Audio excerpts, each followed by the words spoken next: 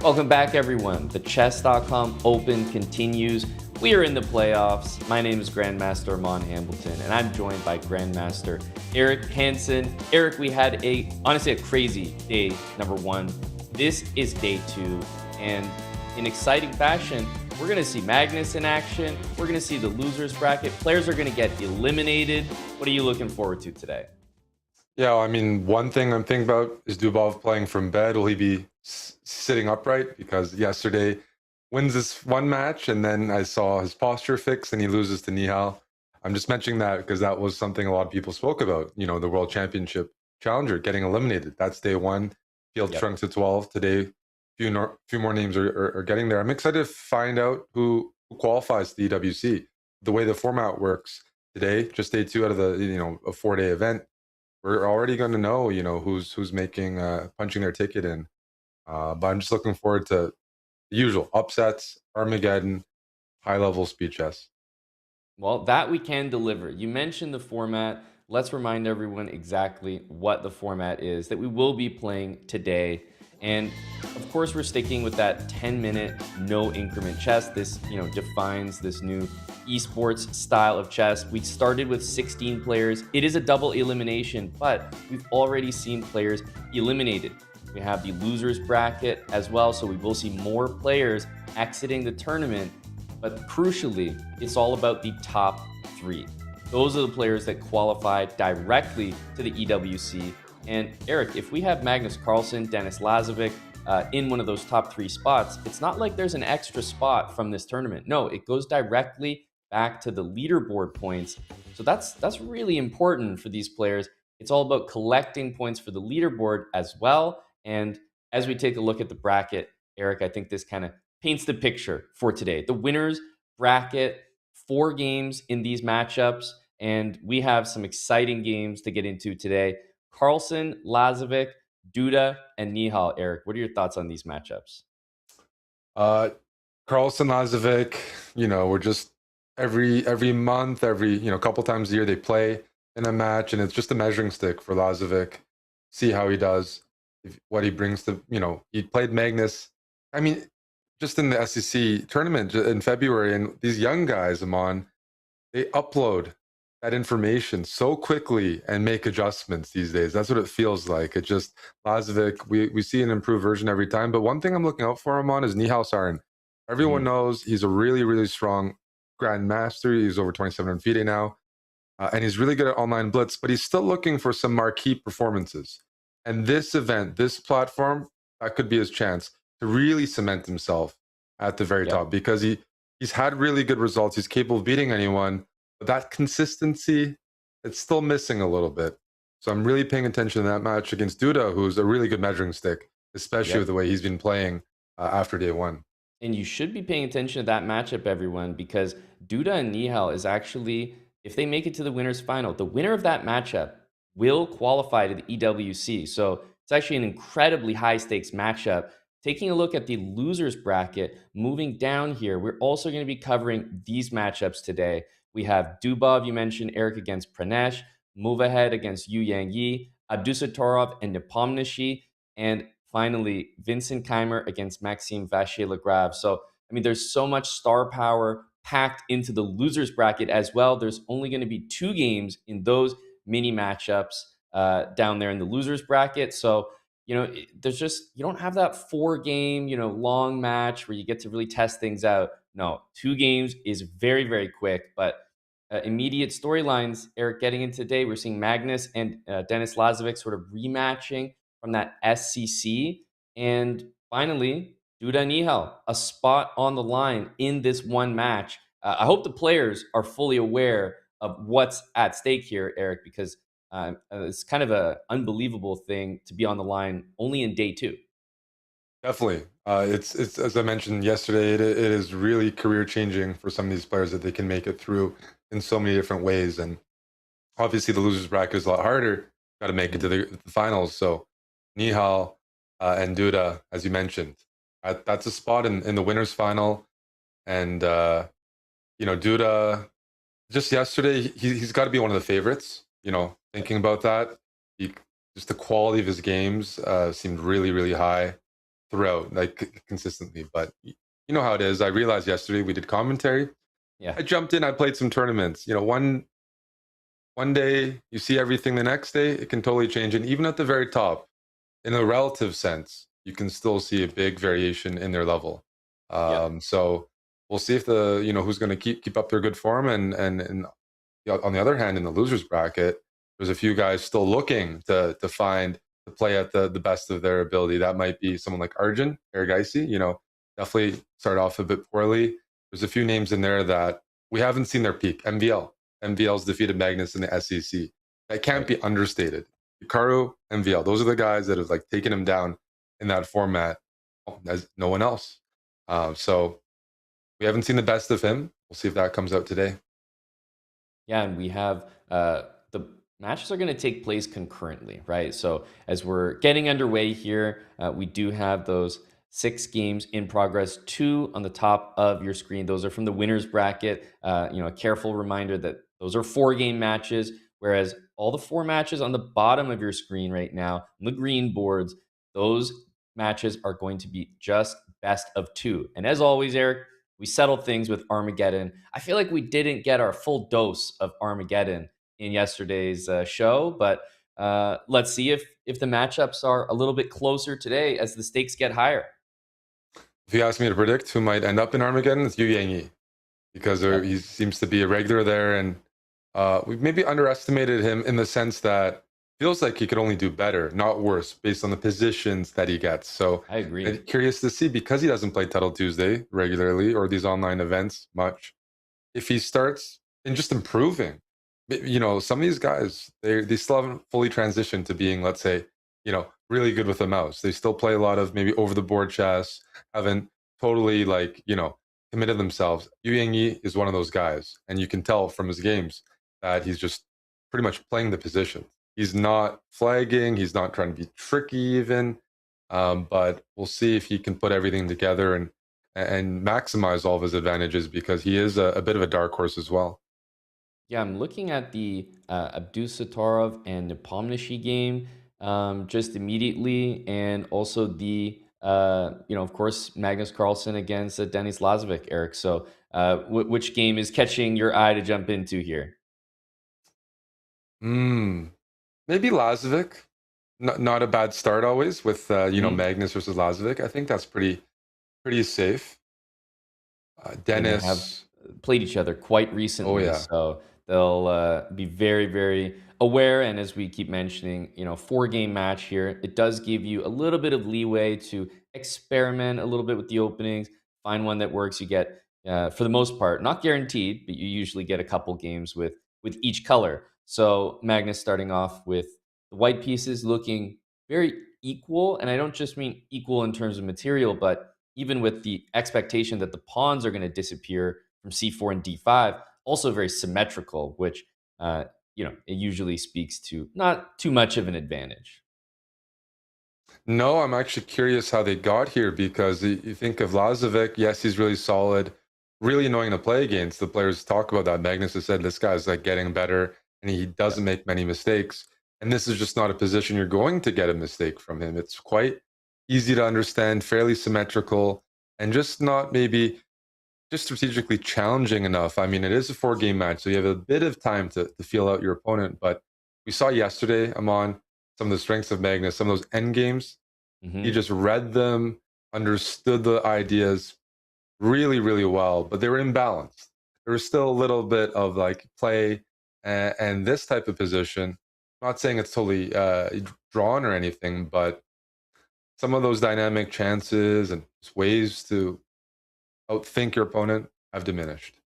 Yep, and he's starting out with a position here where, there's no real advantage to speak of, but there is a clear imbalance: the knight versus the bishop, and the control of the c file.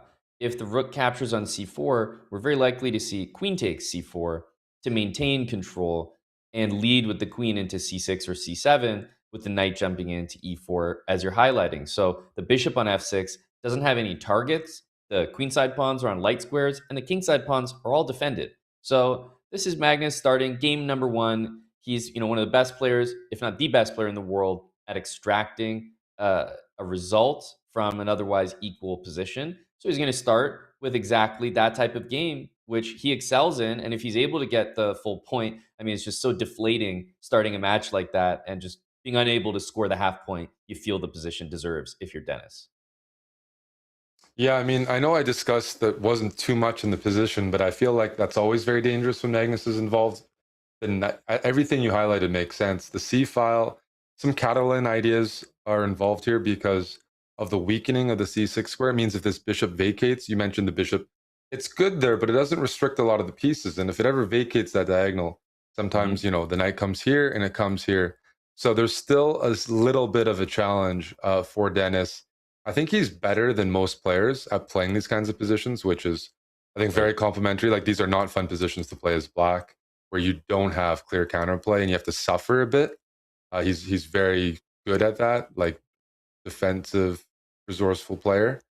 But Magnus can keep the pieces on the board and just have sustained pressure against b6. There's no real way to solve that in the current configuration. You mentioned dark square bishop, white's pieces all on light squares. King goes to e2, pawn can go to a4 in some Hmm. future. And if the knight's allowed to get to c4 when the king comes and protects it, then we have problems on b6. So still there's some play here, and Dennis needs to be quite accurate. I think it's already a bit critical. Yep, I agree. The we might see a move like bishop c3 in the future. I do think that rook c6 to come into c2 is available, but then we'll probably see a4 as the reaction to get that pawn out of the way and keep the rook tied down to b6. So it's a visual and a psychological advantage, if nothing else. And Magnus is going to try to play a4, knight d2, knight c4. If that gets prevented, well, then Dennis might have pieces that are stuck on squares preventing ideas. And then Magnus can play g4, h4. He can just start to push a little bit on every side of the board here and make progress like that. But this is obviously a position and a game, Eric, that's going to require some technique. Mm-hmm. So maybe we can jump around to another game here and obviously let Magnus do what Magnus does and see if he can extract that full point early on. Looking around at the bird's eye view here, I'm drawn to a few of the games in the losers bracket that look like they have some action. Yangyi and Sina Movahed definitely looks like a game with a pawn advantage for one side and a lot of action happening in the middle. I'm happy to go to that game just because we haven't checked in with Sina Move Ahead, and Mhm. it is a fun storyline because this is a really good test. Out of all the players in the field, Lazavik and Yangyi are definitely the most solid. And it's one thing to trick, even the average GM. Move Ahead is very good tactically. It's just an impressive showing. He always spots things. It's another thing to do it against super GMs that pretty much don't make mistakes in a lot of positions. Like they got to where they got because they see and cover all the squares. So Yu Yangyi pretty much makes a living off of like you play too aggressive, I get a small edge and push that through. We're gonna see Yep. here if youthful young Iranian talent here or the veteran Chinese grandmaster. So I am curious this one. And the Yu veteran Chinese Yangyi, grandmaster yeah. is not with us on screen just yet, uh, but he's Oh, okay, yeah, I see what you mean. but he's coming. Yeah, that um, was Jan Shistov Duda, right? exactly, Yeah. exactly. That's okay. Trying to read the position that he's dealing with through the glasses that he's wearing. We just seen b4 from Sina, and it's very clear. You want to kick the knight and take the pawn on d3. Could have considered taking the pawn first, but the c4 knight was loose. It's almost like the pawn on f4. I mean, you want to play f5, but when you do that, you kind of block things as well. You block your bishop on b1, and it's actually difficult to participate in the attack. D2 is a move that, I mean, Eric, it carries some risk, right? When you play this move, you're opening up that bishop. Knight D2 is a blue arrow move, and I think that if the rook would slide over to, okay, we see knight takes D2, he plays it immediately. It is hanging a piece, but the knight on C5 is hanging Mm. as well. Yeah, I feel like I don't fully grasp the position because I mean black is up a pawn, right? If he wants. But white seems like he's playing very aggressively and banking on what do you say, some initiative on the king side with the bishop opened up, this bishop I on think g5, so. then on e5, that you'd like to migrate this queen over to h4, where you start introducing threats on h7, Yep. whether it's with a sacrifice or just directly, and arguing that that's worth a pawn, because right now we could see bishop takes c5 check, king Yep. h1, but I'm starting to see the compensation because let's just say bishop d5. Looks natural, attacks the queen, coordinates on g2, but after queen h3, this really is strong. It feels like H7, you've it's improved almost both of your mate. bishops as Hmm. black, but it's like you said, it's almost checkmate. So the pawn on c5 is almost just a bait in the position. White probably wants to play king h1, so it doesn't really feel helpful. And you mentioned queen g3. I love that move. It has two ideas: pressuring g7 with bishop h6, but also queen h4 and bishop takes f6. And we will have these ideas with the rook on e1 attacking the bishop on e6 and e7. There might be a sacrifice in the future, or there might be just a hanging bishop down the line. So I'm looking at the e file and I'm looking at transferring the queen, and look at king h1. That shows how bad of a move bishop takes c5 would have been because white wants to Hmm. play it anyway. Yeah, no, white is a prophylactic move, and I think this is a good game to stick with because it's pretty clear what white's intentions are in terms Mhm. of just the position. It's balanced material wise, but c5 black in an endgame will be very happy. all of white's pieces are aimed at, oh wow, at the king and f5. And the point being, the blue arrow you see, it opens up an attack on the queen, but it can just be captured, right? f5, the bishop attacks the queen. You can take with the queen, you can take with the pawn. Just to demonstrate, queen takes bishop, pawn takes pawn. Let's say pawn takes pawn, and the light squares around black's king are critically weak. Let's just say queen takes b7, and not only is this loose, but if my queen ever, this f7 square, this bishop controls the long h6 move diagonal. that was just played does weaken those light squares further. So we actually saw bishop takes f6 and queen e4. So a little bit of a different treatment, but you have to understand, because the move g6, he's immediately calculating knight takes g6, and it looks like there's absolutely nothing you can do. I'm assuming only because we're Crazy here move. seeing a blue arrow. There has to be a move, bishop d5, for example, something to try to keep things together. But no, king f8. You can invade, but there's some calculation required. I mean, when you move your queen over to h7, sometimes there black might be in time to play bishop d5. In this case, no. Yeah, we have a nice Just checkmate. probably discovered, yeah. Knight d7 and queen h8. Very nice. That would be a crafty finish there. And I think what that also tells us is that you could consider f5 to be a pretty serious threat with this, Well, pretty much let's the just say exact same king idea. e7, trying to get out early. Yep. f5. I was trying to calculate this. I'm like, is the queen trapped? What's going Yeah, on? good point. But then there's some moves like this. Knight g6, kind of cool, because it takes the pawn on f7 away, and you can just quietly collect, and then you take on e6 with a big attack.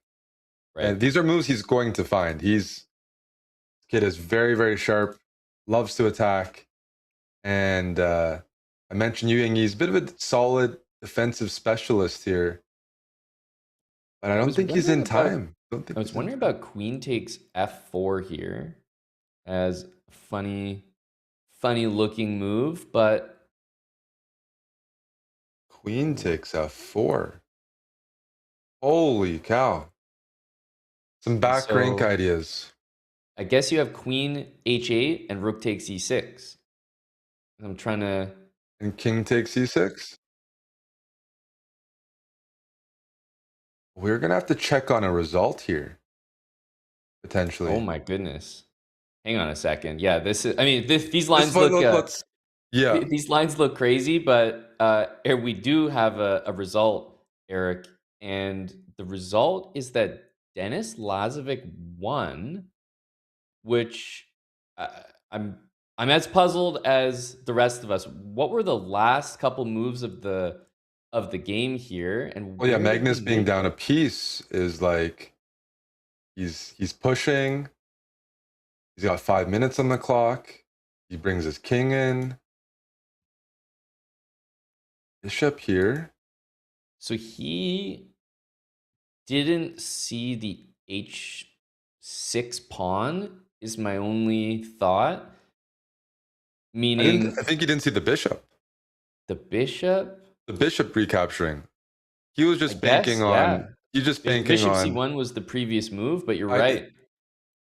On a really nice combo. Like Magnus just... I mean, he is human after all. Maybe we feel a bit better seeing like Magnus, he doesn't blunder much. And this is an awful blunder because in general, let's say it's a balanced position. And here he's getting a little bit cheeky. He'd like to play knight e5 next move, set up a checkmate. But yeah, it's a case where I can actually confidently say that the chat, myself, this is the rare case where Magnus would blunder this and none of the rest of us would, because you actually have to be strong enough to even conceptualize knight g6 in order to blunder it. And that's exactly what happened here. Shocking, but Denis is going to take that full point. And absolutely, it's a position you just can never imagine Magnus losing. And it just happened. It just happened, Amon. So big result. That's one of the biggest upsets. Although for the both players, they're qualified for the EWC, but there's a lot at stake. Could be for your esports org, really good prize fund as well. But in the meantime, let's go to maybe back to Movahead's game, because last we checked, he was trying to checkmate Yangyi. That's right. The action is definitely here right now. I saw Dubov won Well, as there well. we And go. actually, we tune in for the result here. Yangyi just can't hold the position together. And Bishop, it was Queen Queen takes F4 f4 is played. played. Rook back. That's a great Come move. on, he played it in 3 seconds. Look Yeah, at I the mean, clock. Look at it's this. This incredible. kid's got some style here. Queen c4, h3, and then just the simple bishop here. Looking for Queen H8 checkmate, the pattern that we've been seeing the entire time.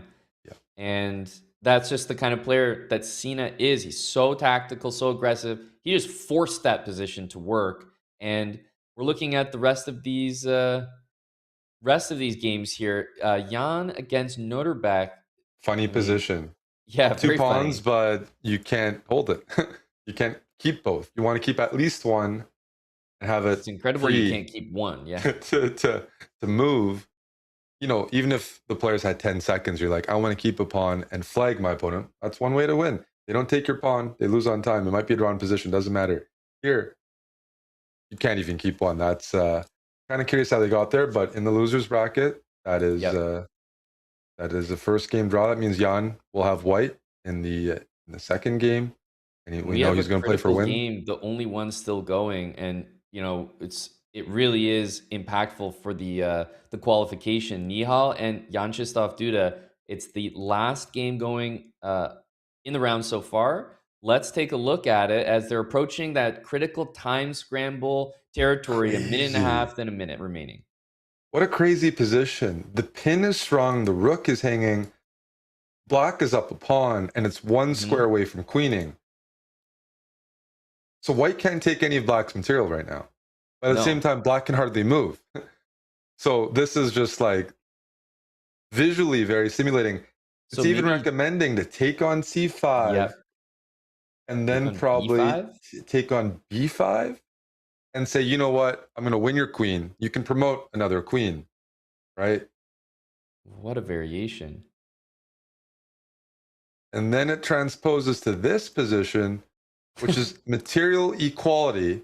Black has this passed b pawn, white has the passed c pawn. Crazy tactics. The players are starting to pick up the pace. So Yep. have they gone for it? Oh, they Yeah, have. a different move order, but they've got the So exact position on the board. The knights can be really tricky here in a time scramble for black, but you have that risk of losing the b pawn and suddenly you're just worse. I would rather play black here, I think. so he pulled his bishop back. Yeah. All right. You're right. But look what just was allowed.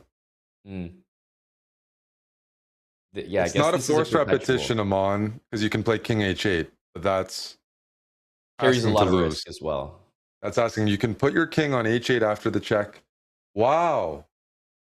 Are you surprised by that? Well, Because hey, queen e1, queen. time is low here. Oh, look at Nihal pinning that knight, and you can't move the king away. You have to bring the queen back. You see the blue arrow, defend the knight. But then what Then do you there's do? a move like, okay, the point is, if black puts pressure on, like knight h5, you can go d6. Right? Queen So e1. knight h5, d6. King g8 we'll see, I guess. This allows, if h4, the knight can just spring open to f5 and h4 is loose. Yep. It's still balanced. The players are playing this really well. But I don't know Nihal has who's playing 11 for what. seconds, Nihal's though. feels like he's almost playing for win because he's keeping pieces on the board. And there are some positions where maybe he could have traded. Here comes the knight. Will they repeat? Duda's going for more. Watch He out. sees There's the some time. tricks here. 7 seconds. I think he knows that move isn't the best, but it doesn't matter. Oh, yeah. He can flag him here. Yep. He's going for the flag. Keep the queens on and just check your opponent. Check him to death. That's it. See, the thing Look is, at the pre-moves. Nihal's so really good at fast. this, though. Holy cow. He's really good at this. He's pre-moving everything. He's moving, so oscillating his queen and king just around this little box. He might find success here. Duda is very quick as well. He's up 2 seconds still, but Nihal's only down 1. Oh, the gamble almost paid off. Throws the queen in, and he 1 second. That almost worked because it looked like it canceled. The first real, I think, esports style, pure time scramble that we've gotten to see. in the Chess.com Open. And dejected is Nihal, who, I think he might have been the faster player there, but he had less time when the scramble started, so it wasn't enough. And Duda just kind of held the line there in that one, but he made the decision to play on. That means in the winner's bracket here, Denis Lazavik, in crazy fashion, takes advantage of a Magnus Carlsen blunder, one that, truly shows up, annually, if that, probably less often. That was a real piece hang by Magnus Carlsen. Denis takes the win. Duda wins that time scramble against Nihal. Meanwhile, in the loser's bracket, we saw the results trickle in. Dubov finished the first game very quickly, won against Pranesh. We watched Sina move ahead, calculate some very exciting tactical variations, and claim the first win against Yangyi. Meanwhile, peaceful results between Norderbeck, Nepomniachtchi, Keimer, and MVL.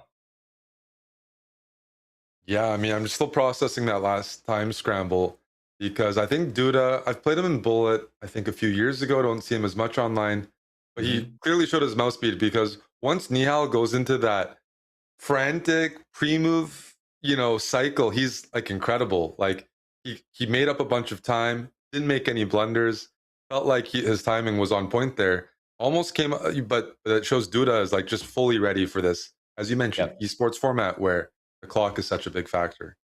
No, it's very impressive. I think more so because I come to expect that from Nihal. I really rate him very high in terms of bullet technique and skills in the world. Whereas for Duda, you think of him as more of a classical player. Maybe that was why Nepomniachtchi even selected him as that first round opponent. But he's just been proving everyone wrong time and time again in this event. And showing those mouse skills off is just another element of his game that he's added and mastered. And this is now a really dangerous Jan Krzysztof Duda this event. Definitely. I'm on in this round. I'm a bit biased. There's a game I wanted to take a look at. Jan Nepomniachtchi versus Norderbeck Abdusattorov. Two really, really strong players in the loser's bracket, but it's also just a sharp Sicilian position, which I like watching because maybe I can pick up a few things, but it is also leads. We saw Jan's games yesterday. They were wild against Arjun, for example. Playing sharp, playing confidently. And Norderbeck loves to fight as well. Whether he's losing or winning, he's just always, I think people really recognize from the candidates, Norderbeck, Sindarov, a lot of those, part of the reason like they're getting so good is they're winning bad positions. They fight back, and then once they fight back, let's say balances position, no, they're not done. They're trying to win. That started very early on in the candidates, and a lot of players have mentioned it, that it just feels like they're always in the game, and that's a really impressive psychological trait that seems to have really taken a foothold in some of these Asian countries. Yep. And we see here the queen on g5 is unusual. That's pretty far advanced up the board, and it's not a square the queen usually finds herself on. Like usually you'll see queen on g4 perhaps, or maybe even g3, but it's just a different way to treat, I guess, a relatively well-known opening. And knight d6, I was looking at this move, and I actually think that knight d6, bishop takes d6, pawn takes, and queen takes g7. I thought that after long castles that it looked pretty scary. A lot of play for black. Rook g8's coming. The pieces are, look at the mobility. White's got a queen out, and that's it. So I thought that this looked like a scary variation to go into. Maybe there's a different way to handle this for white, but I think, do you have this on the board? We have it on the board. We have queen d4. I think what you mentioned makes sense. It's early on, so I don't mind using the analysis board here. I'm thinking that White's idea, the concept of those openings, clearly to win the bishop pair and get the dark squared bishop. You mentioned rook g8, so I'm just wondering if maybe this is well-known theory, f3, pull the queen back, and even though it looks quite scary, you're just bishop d2 away. I'll just make a move for the sake of this. Queen c3, bishop d2, queenside castle, and then White can maybe maximize that bishop pair. And it's just because f3 disconnects the pressure on g2. I wonder if it's something like that. I could be wrong. Queen trade is not as intuitive, but Jan declines it, and the players were playing pretty quickly.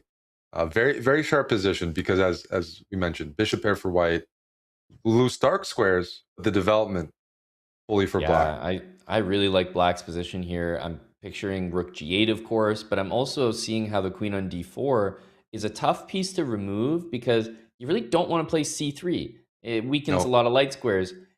You also can't play bishop e3. Are we really going to waste another move with queen e3, for example? We just declined a yes, queen trade. It feels weird to decline the queen trade and then offer it again. So I'm seeing rook g8. I'm seeing the queen's hard to remove. I'm seeing f5 and h5 moving up the board. I like what Norderbeck has done. He's got more ooh, time, and we know from watching Jan Nepomniachtchi, when he has less time, Eric, that's an immediate problem usually because he's such a confident player, and you can tell when he enjoys the position he's in. yeah, that he's one of the easiest players to read. I don't think he hides that. He likes, in terms of he makes the faces, the speedy plays, Yep. and here he likes to attack. And in this case, it's black that's attacking and making it hard for white to castle, get those bishops set. And I think one thing to think about, and it really goes back to we didn't see a queen trade, and we just have to talk about what happened. It's like white won the g7 pawn, but lost the e pawn. So yes, material's even, but not all pawns are equal. The center pawn was gained for black, Hmm. and the g7 pawn was lost. So like on the king side, maybe white has more pawns, but in case you trade queens, there's the potential of all these pawns pushing and grabbing quite a bit of space. And I don't think he liked the idea of that pawn mass in the center and that easy play. Because it'd be nice to be like, you know what, I can go bishop here, bishop e5, but maybe f6 Yeah. and e5, and it could get pretty uncomfortable. The pawns could really block out the bishops. So it's interesting to see. It's a very, very imbalanced one. And look at this, Simon. We saw queen e3. You mentioned, is he going to move the queen again? He was pretty much forced to. Yep. Norderbeck's like, I'm attacking. Let's keep the queens on the board. And b4. We're thinking, or I was thinking, I don't know about you, you might castle queenside. I mean, maybe not after c3, but b4 is indicating he's keeping the king, I think, in the center, because you might be a bit crazy to consider kingside castling with this queen and bishop battery. Yeah, certainly not. The way that the position has developed, though, has put a little bit of pressure on c5. So I think that black wants to generally, put those pawns on dark squares rather than f5, d5, for example, from black. The dark squares would be so weak. So I'm expecting you want to maintain the c pawn with d6, maybe play e5 at some point, but e5, f5, starting to move the pawns up the board. White's position, to me, surprising that it's hanging on because there's so many pawn moves. There's no pieces developed, and that's probably why Noterbeck has played the move d5 and just kind of lashed out at the position, Eric. It doesn't look like something that should survive based on conventional chess understanding of That's what they do. development. That's what I've played Orderbeck a bunch. He's not always playing like, let's say, engine or strategically the best move, but he's attacking, moving forward, putting pressure on, and he defends really well. So he's able to take more risk because he Mhm. handles those even worse positions. This is provocative. Amon mentioned, like, pushing your pawns like this opens up the dark squared bishop and the dark squares for white, and white has more presence there. So this might look visually like, you know what, black gets the d file, opening up the Mhm. position. But on the other hand, look at black's king on the c file. Look at rook c1 coming in. Also it opens up the bishops. Bishops thrive in open positions. Norderbeck is opening up the position Yep. No, it's without the clear bishop that pair. this is going to be a very imbalanced fight. I mean, it kind of suits both players. It's an exciting position to follow. I wanted Eric to take us to Magnus's game for a moment because we know that Magnus is on that back foot after losing the first one. Like it's a blunder that needs a recovery, and he's playing an opening that I think we could probably say we haven't seen Magnus, play this kind of structure too often. Looks It's like a not his main thing. Dragdorf, Exactly. a Dragon Nidorf.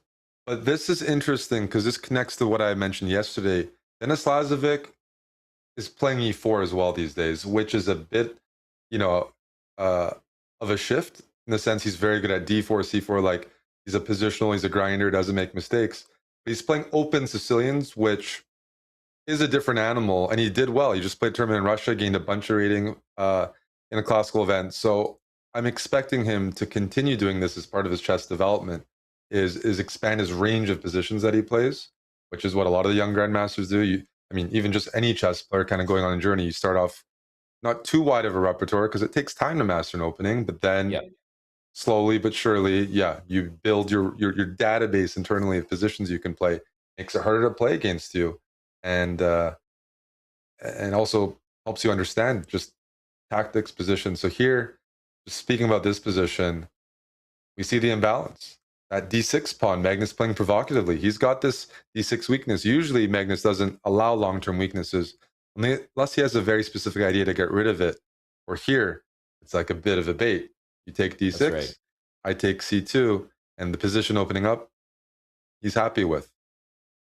Yeah, it was. I know it feels a little bit strange, but I was actually considering queen takes b4 and allowing queen takes c2 and playing king a2 for a second there, and wasn't sure if Magnus's position was going to hold together with d6 and b7 loose. But he's played the obvious move, rook c1. Like he's going to defend the pawn.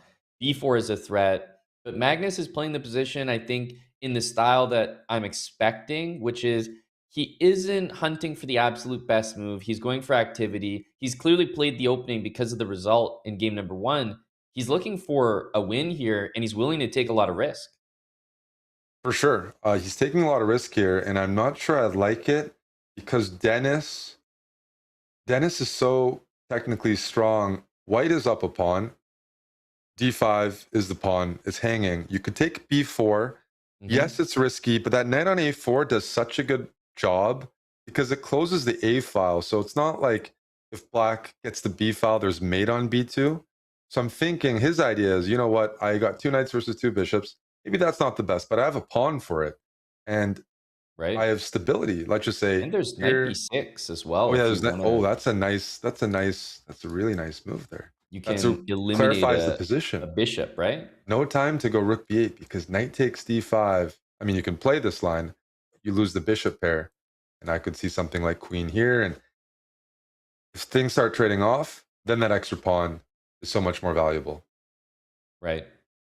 Okay, so he plays rook takes d5, which makes me think knight b6, rook b5. So knight b6 wasn't available there.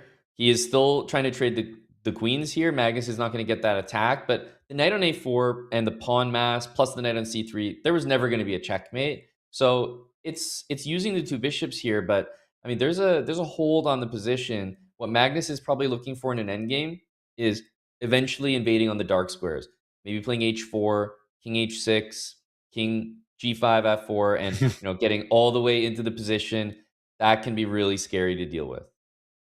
That can be really scary to deal with, which means Dennis, at some point soon, likely to move this knight out of the way, maybe centralize and free up the c pawn to use his own, queenside majority and fight back. But this is the positions he does thrive in. I mean, Magnus is down 1-0, and I really like Dennis's chances here.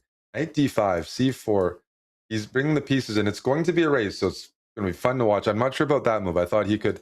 The reason I'm not sure about that move is I like this because not only do you free up, the knight sometimes will be better placed on c5 to facilitate things. I mean, it just takes away some options like rook d7, then c5, and this is coming potentially. Well, I'm looking at the bird's eye view for a second, Eric, and there are some positions that are really getting crazy. I'm looking immediately back to Norderbeck and Nepomniachtchi. The king is there on g3. We got to go there. We have to go there. How is everything surviving there? That looks wild, especially because the engine is not immediately claiming a win for either side, which means, Black's king can come under just as much fire. Yeah, there's no useful checks for Norderbeck. No, and what a crazy move, king f4. The concept is already being applied in the game. The dark squares. And just so funny, king f4. Again, there is no useful check. It opens up the g file, and then white can maybe at some point trade off queens, clarify the position. He takes. And what's the problem with that? Because in his mind, he might be just keeping king f4 for when he gets checked. Right. The What a knight cannot really join the game. So one thing I was thinking is that if the bishop were to move from e5, then you could start to push the pawns and maybe bother the king. So I don't know. I was thinking of h5, h4, but it kind of puts the king on f4 where you want it anyway. One mating idea is maybe h5, h4, rook f2, and rook e4 mate. Rook h f2. I'm just gonna move back and forth to show people. Trying to, wrangle Construct that it. king. That's what you wanted, right? Yeah, as a guy can dream. I got So how do we yeah, make unfortunately, a that meaningful takes too many threat? moves, right? It just doesn't feel quick Exactly. enough, I'm sure is how he feels. The knight can't join the game. Is there any tactic, or do you play knight b2? You do play knight b2 and say, if you trade off that bishop for the knight, all of a sudden that king and some of those ideas, those dark squares won't be as safe. h6. So queen g7. I'm just saying, there's a quicker mate here that isn't forced. You see how the knight jumps in very quickly. Yes, queen h6 would be hanging as well, but queen Oh yeah. Oh, g7. sorry. I need a coffee sip. That's horrific. Queen Well, g7. we're just I'm sorry. setting up our checkmate threats one at a time here. I gotta watch these guys. Yeah. I also just realized rook h3 is an idea. So maybe is like queen g7, rook h3, queen h5 in the position? Kind of a cool checkmate. Wow, what the heck is being calculated here?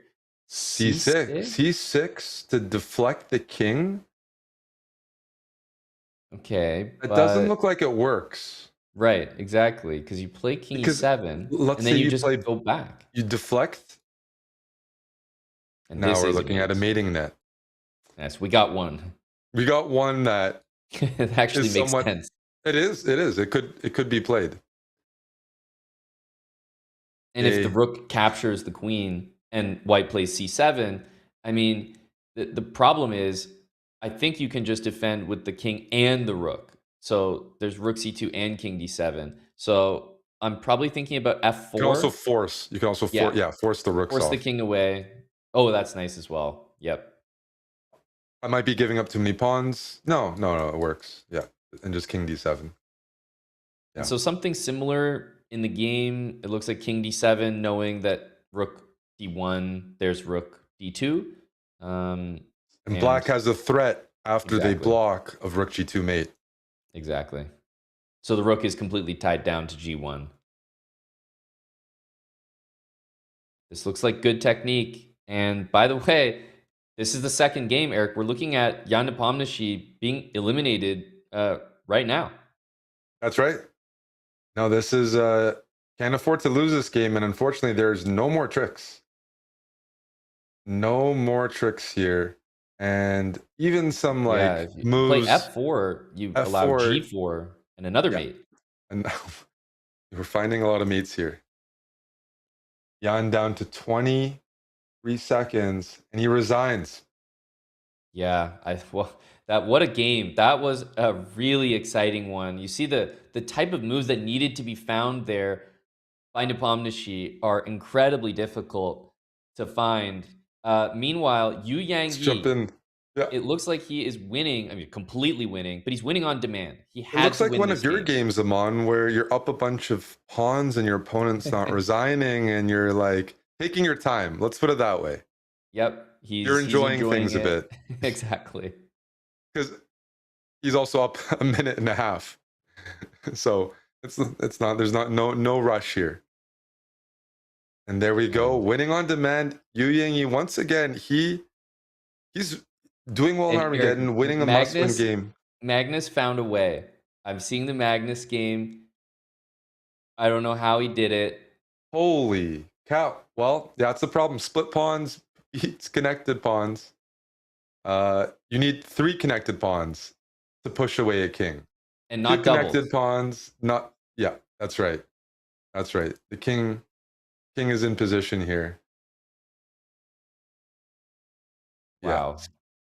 Magnus is shaking his head, One which more is game, by the yep, way. yep. One more game. We're moving quickly We'll because have to Nihal, catch the action, but this is going to be very decisive in the favor of Yangyi Duda. Time as well, Eric. he's just half a point away now, man. He's up 2-0 against Nihal. You know how hard of a task that is, but he's been pushing every game. Every game but game one against Nepomniachtchi. That's 10 games, and he's been like doing well in 9 of them, which is a really, I mean, we saw Magnus lose a game. Losing 1 game out of 10 is an incredible rate. So, wow. There's too many games. That's the problem. Too many games to follow. Today, the players came out swinging. They absolutely did. Let's see the results there. Magnus winning. That's crucial for the winner's semifinal here against Denis Lazavik. He just managed to do it. Down upon bishops against the knight, endgame magic. Meanwhile, Yangyi Duda, another win against Nihal. He's half a point away. He didn't need the full 4 games in his previous match. He might not need it here either. He's absolutely crushing the field so far as we move down to the losers bracket. And here we can highlight some important notes. We have some exits, right? Vincent Keimer is out of the event. Double elimination, same with Jan Nepomniachtchi, which means Maxime Vachier-Lagrave, Norbert Abdusattorov move on and will face each other in the next round. Meanwhile, we talk about those Armageddons, and we are going to see them. Dubov against Pranesh, Sina against Yangyi, and you know what that means, Eric, that Pranesh won on demand. And that is a big result. He is pushing, probably the player that had the toughest time in that very first round. But at the end of the day, he's coming back against Dubov here, winning on demand. Same thing for Yangyi. Those are players fighting for those spots, and they want to be here. Yeah, that's an upset. I think Dubov, he has a lot of fans yesterday, probably got even more based on how he played and how he did it. Pranesh, a player I'm sure the audiences aren't as familiar with because this is his first big event as far as I know. And yeah, beating Dubov on demand shows like he's competitive in this field. Absolutely. And at the sort of halfway point here, and because we need to get Armageddon bids in, we are going to see a break because we need to get those bids together. The players are going to take one. We are going to take one. But before we do, a word from Neuro, Gum, and Mince.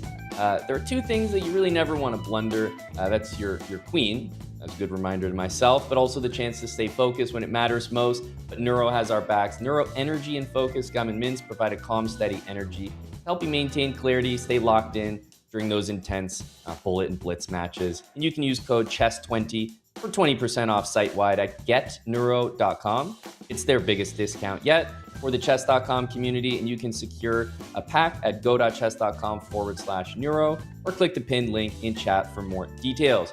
We are taking a break, but the Chess.com Open playoffs continue right after this.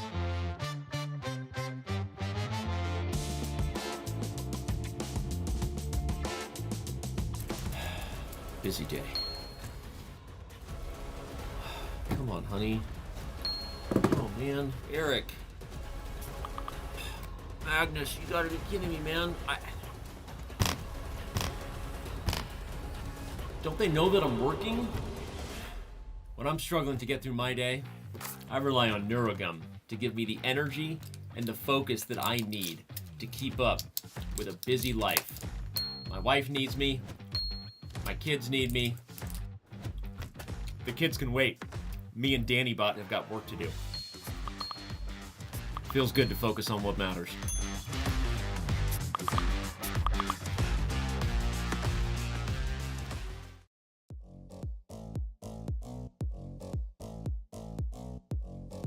I think it's really important for my chess growth, and I think for my online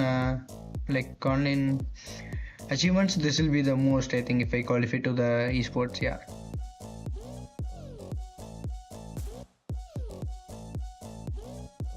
I don't know because I like to play Blitz, but this is like not Blitz, not Rabbit. It's like in the middle, yeah. So I mean, it's like that round I played well, so I hope it suits me.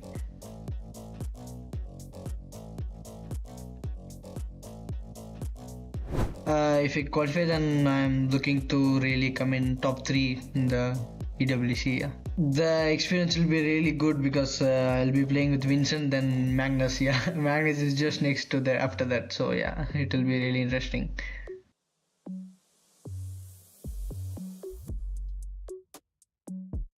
I have not been part of any this kind of team, so it will be a kind of new experience for me. I don't know what I'm going to experience. Yeah, so I hope it happens.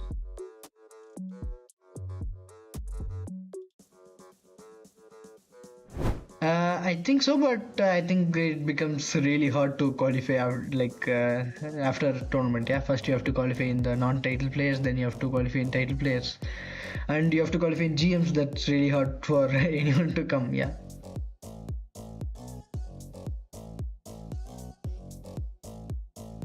I mean, it's good that it's open, yeah, not round robin, so that many players can play. So, I think yeah.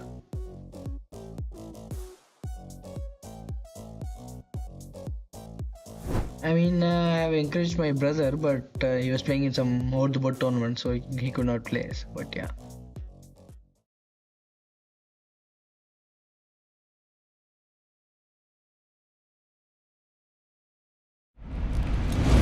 The totem holds the moments that defined champions.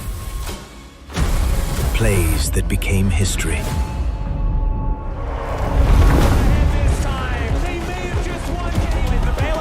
Absolutely nothing. The old horn. BB's a goal. Across years, across games, across the world, the roar of the crowd,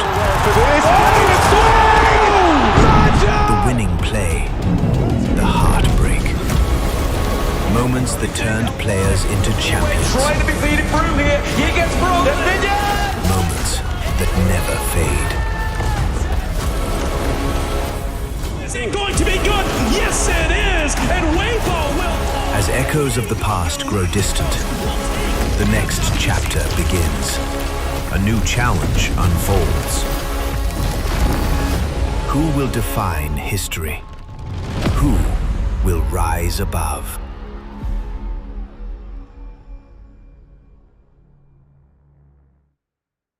Zenny is the official eyewear partner of Chess.com.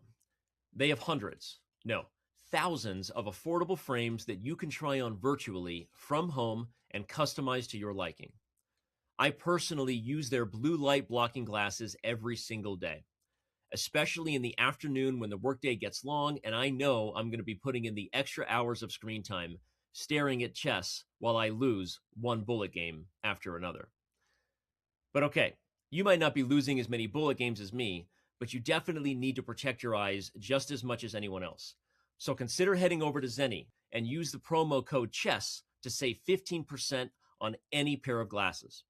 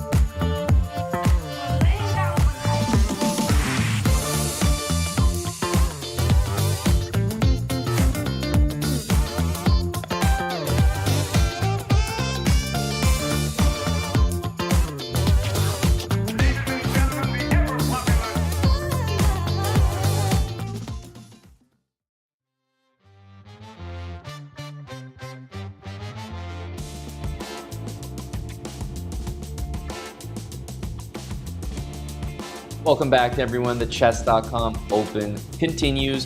We're in the playoffs, and we're in the most exciting part of the playoffs. Eric, it's time for Armageddon. And as always, I'd like to remind everyone watching at home what Armageddon means and how to explain it, because the players have submitted their bids, and I do have them. I can reveal what they are, but what is the bidding process? Why do we need it? Basically, in Armageddon, the players each submit blind bids, and whatever time they submit is, if they get the lower number, if they bid lower than their opponent, they play with the black pieces and they start with that time on the clock. If you lose the bid, you start with the full 10 minutes and you play with the white pieces, but you must win, because if the game ends in a draw, it's a win for the black pieces. So you start with less time with black, but if the game ends in a draw, which is pretty likely in chess, then all of a sudden you win in Armageddon. So I have the bids from both of our matches that are going into Armageddon, Eric, and I can announce we have Pranesh, who bid 6 minutes 59 seconds. Dubov bid 7 minutes 12 seconds. So Pranesh will play with the black pieces and start with 6:59. Dubov starts with the full 10 minutes and plays white, but has to win. On the other board, Sina Movahed, 7 minutes 30 seconds. Yangyi, 7 minutes 59 seconds. And that means with the lower bid, 7.5 minutes, Sina Movahed will play with the black pieces and start with 7.5 minutes. Meanwhile, Yangyi, a must-win game, but starts with the full 10 minutes. So I think first time, Eric, that we've seen a bid under 7 minutes by Pranesh. He really wanted to secure the black pieces in that one. Yeah, he's the lowest rated player in the field, going under 7 minutes, showing his confidence that he can hold against anybody. And it's going to be fun to watch. I think that's a good mentality to have. So let's take a look here. Yeah, we have the bird's eye view, but obviously not Pranesh. the full games, right? Because we've had some matches conclude. So there's only 4 in progress at the moment. And, in terms of the way it's oriented here on your screen, the bottom of your screen on the green boards, those are your Armageddon games. 2 of the players there out of the 4 will be eliminated. And of course, Eric, Duda and Nihal. Duda is simply a draw away from securing his spot in the EWC. So we'll keep a close eye on that one this round as well. We will. I'm a little biased here, Amon. You can tell me I should stop doing it, but I wanted to put Dubov's game because I want to see his posture. Like, it's just, the camera is pretty entertaining. I've never really played is. chess like that. And even when I am not like that, I can't play that well. Like, it's look at how relaxed he is. It almost makes me think, like, how can you play quickly? Dubov's games haven't gone to time scrambles much. Probably good for him, because I don't think I'd play very fast, like pre-moving in bed with a mouse, the mouse pad, like the texture. I don't know, just like something feels off there, but it works for him. And well, Maybe it has been working. him to play faster because he knows time scrambles are not an option. So I definitely think that's the case, unless he does specific training in bed of playing bullet. No, because like, no way you can play really fast if you haven't practiced that type of setup. Like, usually we got our table, we got the chair at the right level. And here, look at Daniel Dubov, extremely relaxed. Yeah, Daniel, oh, there we go. We got that graphic there. But even though we're making the jokes, the truth is he has to win this game or he's going home, Amon.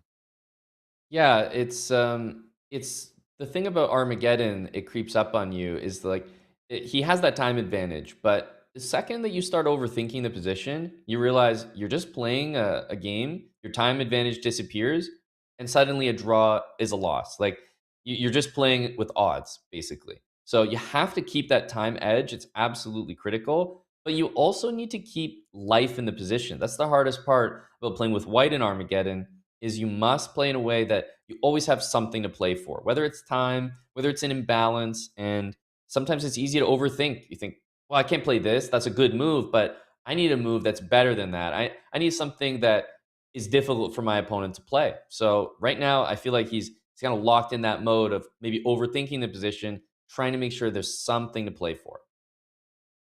Yeah, I mean, we saw yesterday against Nihal, he's quite uncomfortable in some of those positions. And it's like Dubov plays for a win either way. So it's not like making an Armageddon changes it. It might actually, what you just mentioned, overthink it. He naturally attacks. But once you start thinking about the consequences a bit more, like Armageddon format, it can take away from your intuition. And just say like Dubov, his wins, usually attacking, overwhelms his opponent. That comes from certain types of positions. Is this one of those positions?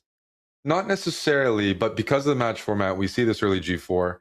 As you mentioned, keeping the pieces on the board. But I have to say, I think Pranesh has a very reasonable opening Knight coming d7 is kind coming of out a of this. it's a fun move because it actually traps the knight after g5. But because of the pressure on the knight on d4, I think you can use the h5 square, whether it's bishop takes d4 first or knight h5. But it's funny, the move g4, knight d7 as a reaction almost looks like a blunder, but there is an antidote to g5, just the direct knight h5, and even though it's hanging, the knight on d4 is also hit. Yeah, was this the idea here? I wasn't sure if you could throw this in and maybe win a pawn. I was trying to figure out if he was actually trying to calculate something like knight e5. Oh, wow. To take, you lose a piece, you win it back. Just some crazy tactics. I mean, here, now you can even move the knight. It gets a bit crazy, but kind of seems to That hold. definitely, that seems like Dubov, that's for sure.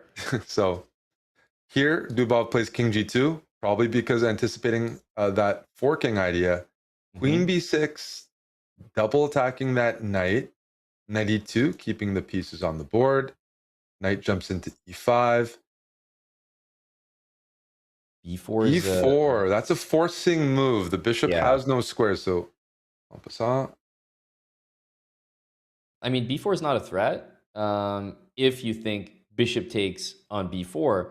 But the problem is there is a rook b1 move. So that's why I think the queen's moved out of the way. Now b4 is not playable, and the bishop can move back to a7 if need be. Meanwhile, in the center, we could see d5. This is a risky position. I feel like Pranesh is playing pretty fast. He's caught up on time. I'd be very happy if I was Pranesh in this position, because Dubov, I don't feel is he's not fully in the position just yet. I don't think he's in a flow where everything makes sense. He's kind of played g4 on one side, b3 on the other. It's a very loose position, and I would be pretty happy here with Pranesh's game so far, Eric, and maybe we can just jump to the bird's eye view to take a look at the rest of the games in progress. Of course, we have another Armageddon. That's Yangyi against Sina Movahed, and also Magnus and Dennis Lazavik tied up at 1, and Nihal in a must-win game there as well. I'm taking a look at the Yangyi game. That one is imbalanced, so some chances here, but yeah, let's see. Already Sina Movahed, though, has almost caught up on the clock. That is certainly a really big factor in no increment chess, particularly. White has a bit of a win condition of being up on time and just playing out some positions that might not be winning, might be a dead draw, but just being up on the clock is that esports style. So we haven't seen it too often yet in the Armageddon format of a white player, having a couple extra minutes to start because of the bidding process, and then just simply winning because of that. Not because of the position, just that time pressure. We haven't seen that yet, but I'm sure it's going to happen. Yangyi's trying to play out this end game.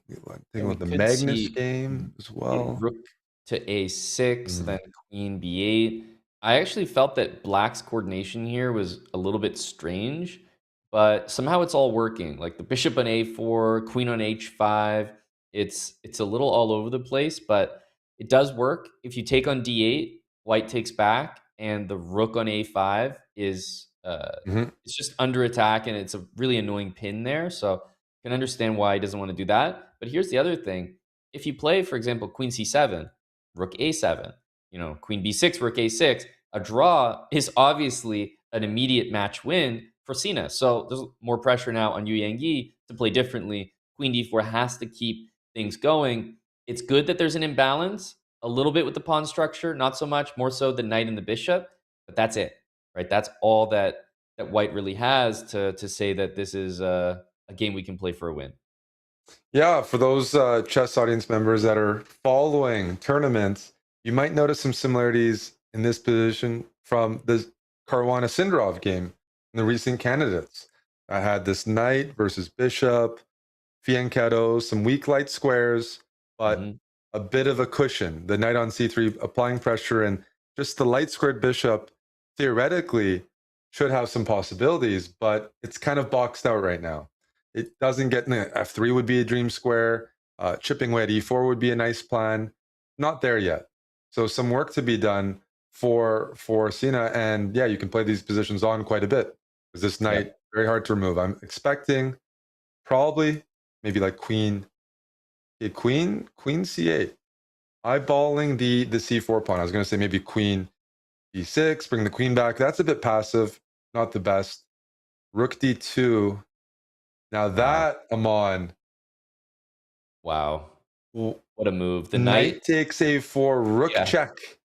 Rook takes, queen takes, and you pick the piece back up, and this queen endgame, queen and pawn endgame should be drawn. So, and if rook takes what a a4, move. Rook takes a4, rook d1 can be played anyway, but then king g2, right? And you're not quite getting the same thing. So I'm actually I think what's queen queen f3, right? Yeah. Queen f3. Exactly. And hitting I was f2. just trying to, I was just trying to calculate this. But now you have rook d1. Exactly. You stop king Nice g2. line. I mean, he played that in a matter of seconds. So incredibly impressive. The time has flipped, right? Rook d2 is an absolute shot in the dark you did not expect. There's no way you could have seen rook d2, but Sina had that move planned, I think, from a mile away. Just once again showing that the calculation ability doesn't always get it done, the way you might expect, but finding a tactic and a way to do it. As this one is heating up, Eric, I also want to, take us before time gets too low to Duda and Nihal, because this position looks like one where, it's balanced and Nihal has his chances, but again, just it feels like Duda does have things under control at the moment, at least when you keep in mind he only needs a draw, not just to win the match, not just to move on to the winner's final, but to qualify directly to the EWC.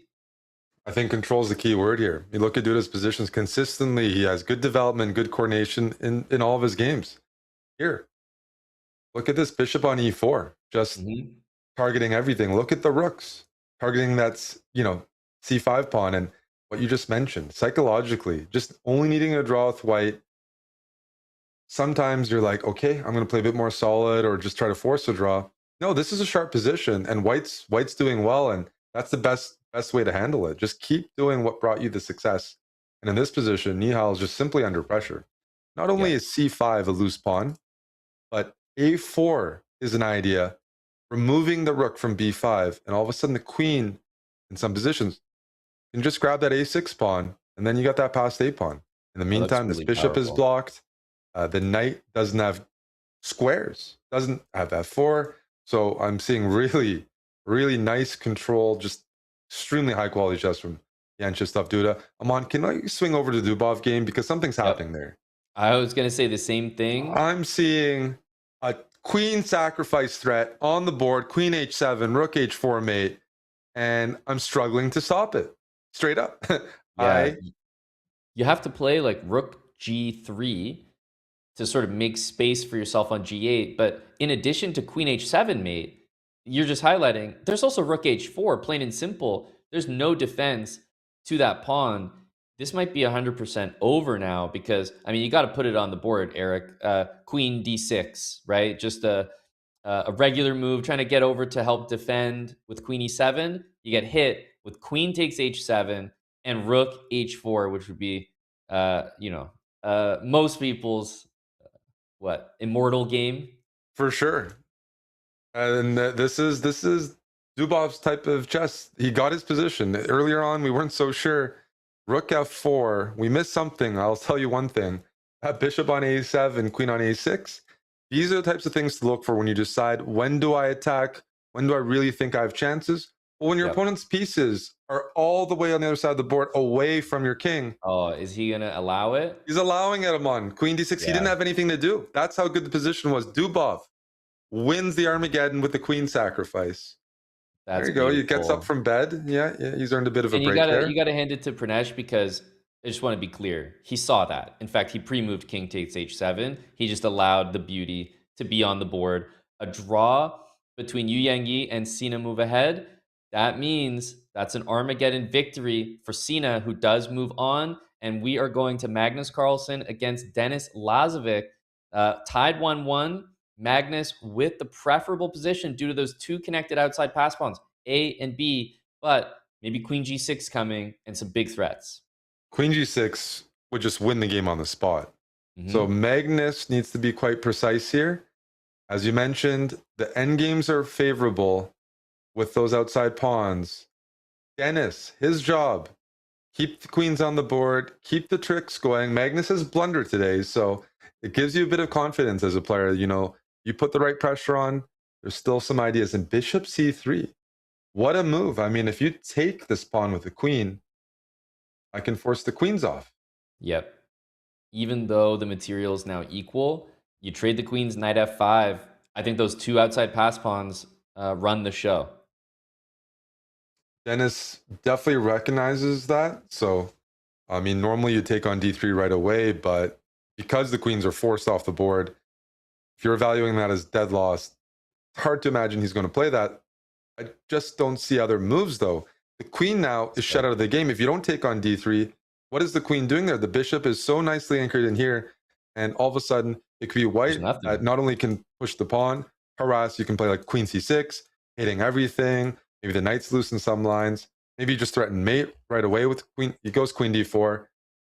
Denis bringing his knight in the game because you certainly have no chance playing with your piece on the wrong side of the board. But once a7 comes and then rook a1, that rook has to be on a passive square. And what's nice about the bishop on c5, right? Covering all the squares for the knight to come back. So you'd rather defend with another piece. If you have to move your rook to a passive spot, good things don't happen there. But unfortunately for Denis, it looks pretty forced. Magnus can even push the b pawn. He's got everything covered here.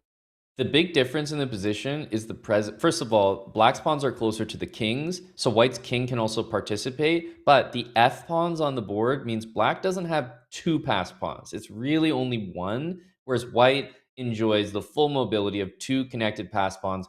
a7 to tie the rook down, b5, b6, b7. It's just that simple.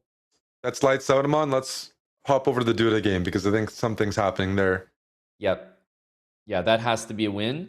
And this is a position that Duda, I mean, has to win, you'd think. He's got two extra pawns, stability. We do see the result officially in. Magnus beats Denis and is up 2-1 over there. Full focus now on Jan-Krzysztof Duda, who's basically a couple moves away, it looks like, Eric, from punching his ticket to the EWC with forced checkmate. What a nice finish. Duda, I think out of everyone in the tournament, I'd probably rank him as playing the best so far, Amon. Every Number game, one for sure. This is incredible. Nihal is such a tough opponent, and he gets his wins in. Even if he loses a match, he's very resilient, very resourceful. Down 3-0, still in the event, moves down to the lower bracket, and Magnus takes the lead. So Denis Lazavik, must-win territory. We had four games, right? We just covered 4 games, and they all had some things like Sina Movahed. A movie played, the double exclamation, rook d2. It's still in my head a little bit. No, how quickly he played that, how it solved everything. Yep. And that was critical. He needed to find that. The losers bracket, of course, Sina Movahed moves on to the losers round 3. He's up against Dubov, who also ended in sacrificial fashion. Queen takes h7. What a beautiful attack. And we remember Abdusattorov, MVL, they won without the need for Armageddon. So they've been waiting, and they will face off against one another. Meanwhile, there's still the conclusion of the winners bracket, right? We still have must-win territory for Denis Lazavik. But got to take a moment, right, and just recognize not just playing the best chess, Jan-Krzysztof Duda, he's dispatching his opponents in 3 games when it's a 4-game match. But he's also officially qualified to the EWC because he will claim one of those top 3 spots by way of making it to the winners final. So Obviously, congrats to Jan Krzysztof Duda, but also just seeing him again in the EWC will be so exciting. His org Weibo Gaming is obviously going to be, hey, they backed the right guy.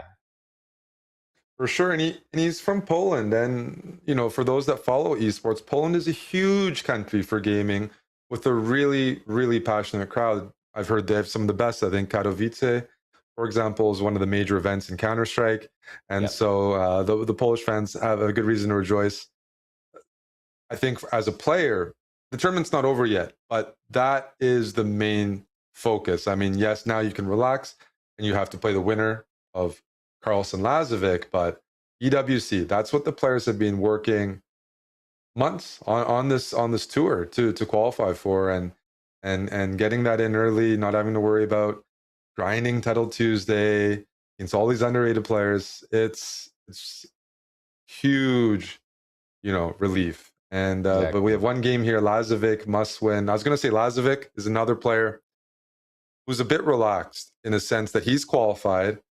And every time he plays Magnus, it's a learning opportunity. He wants to beat him, but it's also just like, I don't think he has that much pressure on himself. We've heard him speak in interviews, right? He's quite critical, which a lot of chess players are, like of their own chess, and just constantly looking for ways to improve.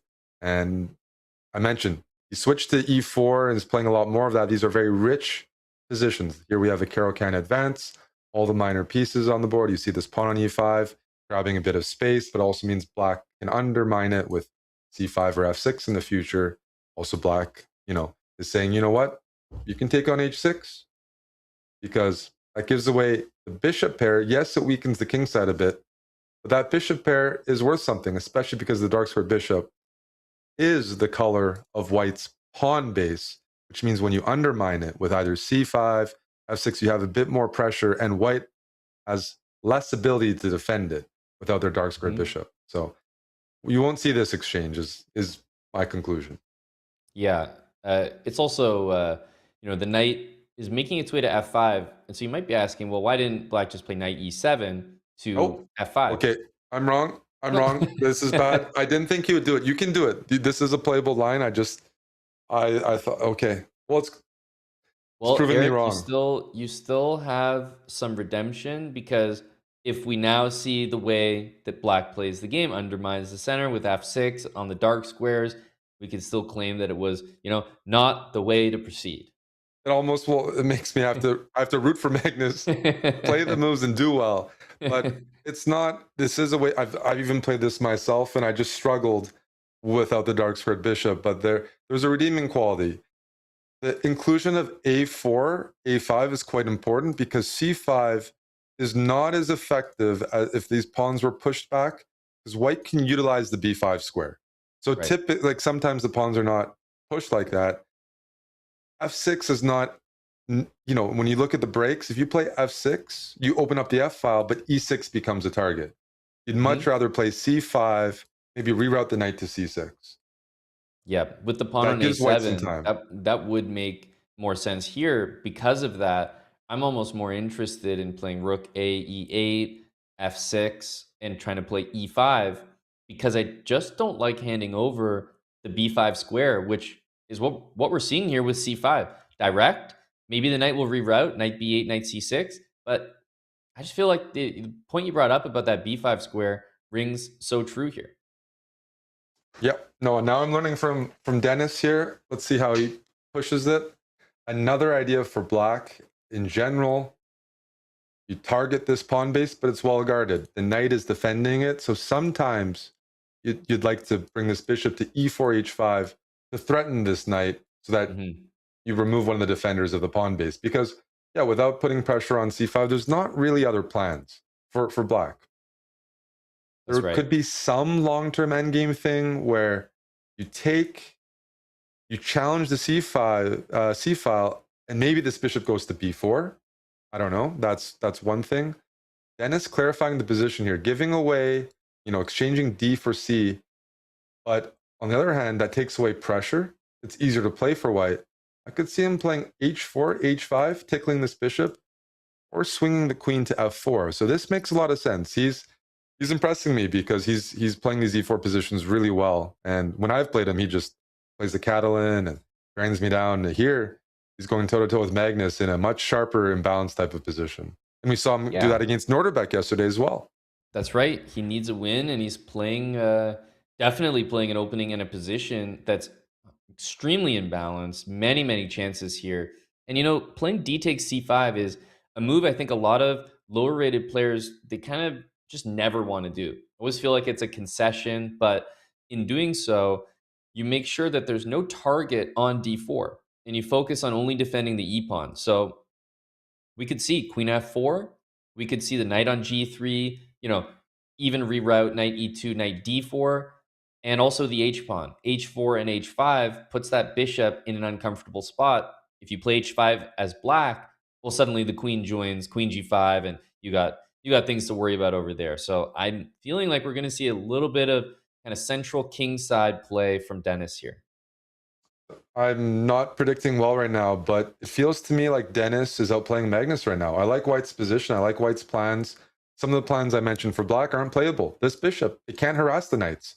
All of White's pieces feel like they're on the best square possible. Doesn't mean White's winning, but I can't really fault anything that Dennis is doing, and I see more ways for him to add a bit of pressure on than I do for Magnus. Yep, because the knight on c6 dealt with really nicely by the pawn on c3. There's nowhere for the light squared bishop to move. And now I feel like once queen f4 has been played, suddenly you actually have to start dealing with things. h4, h5 is simply just a very strong idea. And I don't think it has a amazing reaction from black. So that would be on my mind, as well as knight e2, knight d4. I mean, it just looks like all the slow moves in the position are for Denis Lazavik, and the time is starting to even up because it's just not that easy to play. I probably want to take my knight on c6 and improve that piece. And so he's played knight a7, maybe to play b5 next. He's hunting for something to do because I don't like that knight on c6. It makes sense to put pressure on the b file. You mentioned b5. Here it is on the board. Otherwise, maybe queen b6, but b5. Have to try to open up the position, have to get those bishops involved. This bishop on g6, there could be some position. I'm not saying here, if it gets harassed or chased too much, maybe it has a future, c2, and it can reroute. But h4, Dennis being consistent. h5, Magnus knows that that's a weak pawn. Like, if we take away the queens, maybe White would have time to go bishop e2 and eventually collect it. But in the meantime, it takes a lot of energy to gang up on this. You'd have to reroute your pieces. Like, you could go bishop e2. He's played it. Okay, the one thing is Magnus would love to play a4, a3 to break this pawn structure, but a4 is covered by the queen. Right. Hard to achieve right now. The thing is, you need to move the knight out of the way to attack h5. And where do you place the knight? Because I'm not sure. I'm just going to make a random move here. Let's say king f8, not the best move. Would I be going... Here, I need to make a better waiting move. Rook c7. Rook c7. Right. If I go knight d4, getting two attackers on h5, I was just curious if, like, am I in time to do this? Right. Am I giving Black too many squares on the queen side? It gets sharper. Magnus knows that the time is now, and he's basically done exactly what you suggested, because I thought we were going to see queen b4 here. And it's the same thing you suggested, but literally down a pawn. That's how much he wants this position and pressure on b2, because if you do nothing, White is going to play knight d4, knight g5, and simply take h5, and you're just in a losing position. Yeah, this is a very practical decision by Magnus. Give up a pawn, but get that queen on b4 where we see the pressure. Yep. It also, I mean, the rook on c8 has a future on the c file. Even though this is something that we're both agreeing is a good practical decision from Magnus, it doesn't mean it's a good position. Dennis has still been playing the position, I think, pretty much as he should be. It's not like he could have prevented d4, so I don't think it's bad at all. But he's in a position where the blue arrow from Chess.com is on the screen. You must play this move if you want to maintain the advantage that you've built so far. It's not that White's position is going to be lost if you don't play it, but the advantage is going to dwindle. And I do think that bishop takes b5 is, required just to focus completely on defending the b pawn. If I'm looking at the dark square bishop on g7, light square bishop on g6, they're not actually, like, they're attacking some squares, but they're not bothering the placement of any of white's pieces.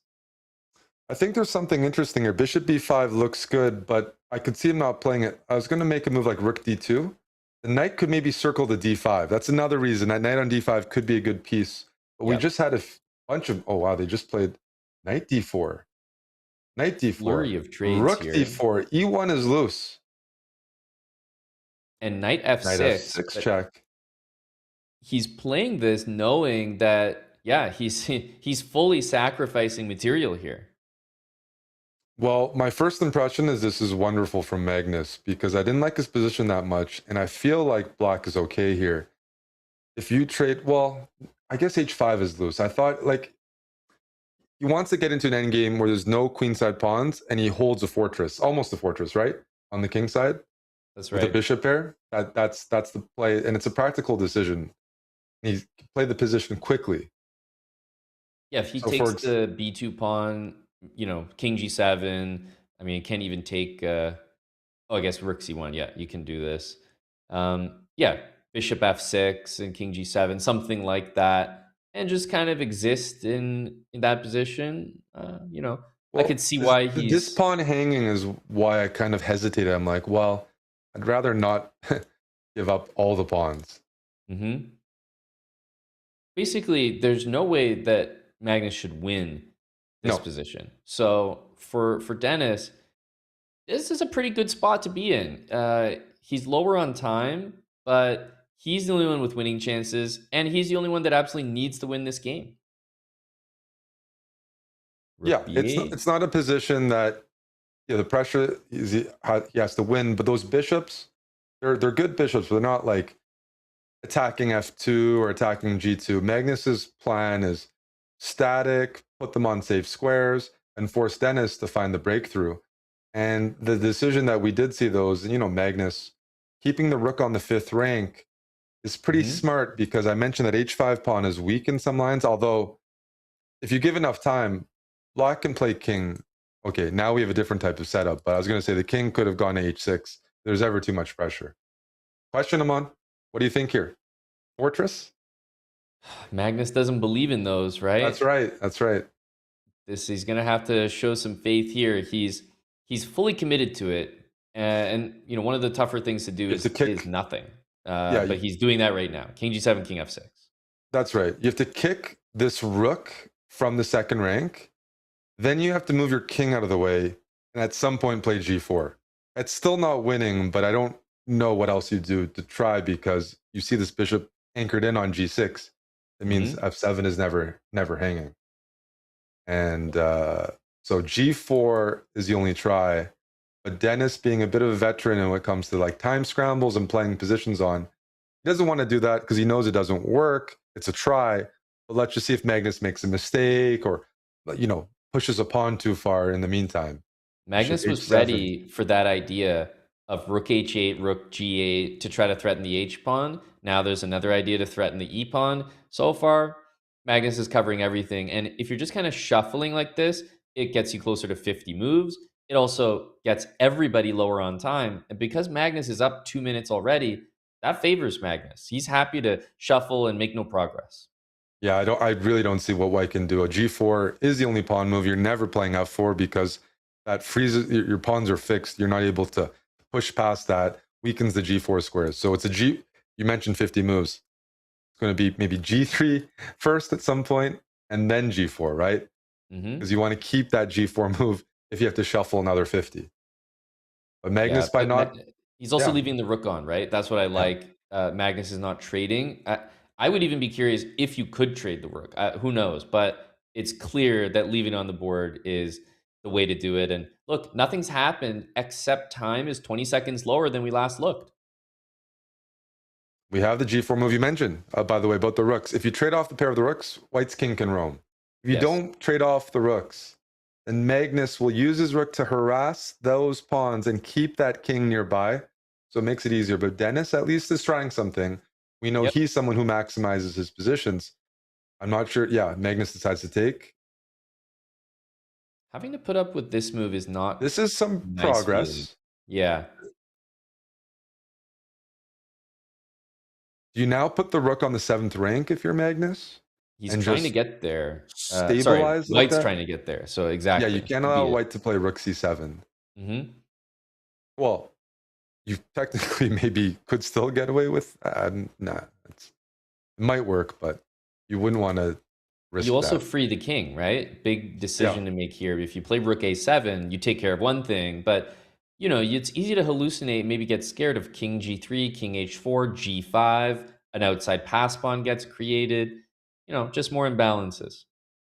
Dennis, you're right. And that g5 move is really important to discuss. At some point, white would like to do it when the king is involved, but you want to wait as long as possible, because if you ever play g5, Magnus playing f5, wow. It allows black to play bishop f5. Right now, the bishop didn't have that square, so that's a, oh wow, active defense, but accurate as well. Now rook active and A4. accurate. You don't want to go rook here and see if you can get away with a checkmate? Yeah, we've been trying those today. Dennis is risking things because technically you could get connected past pawns, but for him, He's doing the right thing. a loss, doesn't matter, right? He needs to maximize the winning chances. He's caught up a minute, by the way. I know it doesn't seem like much. He's down a lot of time, but it used to be a 2-minute advantage. Magnus is doing, I mean, all the right things, but Dennis has chances, and yes, he's going to risk losing. Maybe he will, but I think this is the way to do it. You play rook g8, rook g6, so you also defend this? Yeah, definitely. I mean, Magnus wants to put his rook on g1. Trying to find ideas for Lazavik here. Problem is the clock, because finding I guess rook g1, rook g6, king f7, and both of your rooks are actually 100% stuck. That's actually a really funny, it's almost like a complete paralysis. I'm a little, I would have gone for this line, but Magnus is saying, let me just push these pawns through. Yeah? You have to time it properly, because the rook can get behind and sacrifice some material back. Wow, that's a nice line. But it's interesting how active Magnus is in his defense here. He was shuffling as a fortress before. Now he's kind of going all in. Lazavik has his king out, and that also frees the h-pawn. What a find! Yep, this is incredible. Maybe 28 a bit seconds. ambitious for Carlsen. If you do rook takes pawn, the king goes to f5, the h-pawn runs. Dennis is 28 seconds, but yes. He had to stick to the fortress. King f5, and the h-pawn is going. Magnus is showing some frustration here. He didn't need to allow so many chances.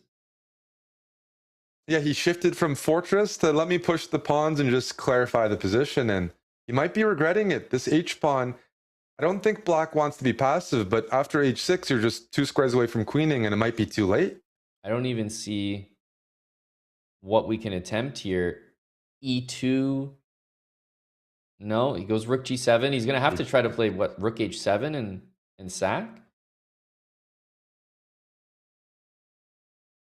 There is a bishop e4 and 2 pawns versus 2 rooks. Is that what we're looking at? I think so, because H7. There's no bishop e4 here. Okay, bishop e4, king h6. And the problem there is if you push the f-pawn, you get pinned. There's some... The thing is, Lazavik is in time trouble. This is winning for Lazavik. Yeah. Actually finding those moves with 15 seconds is very tough. 2 rooks will beat the 2 pawns. Yes. And that's why he's targeting the bishop.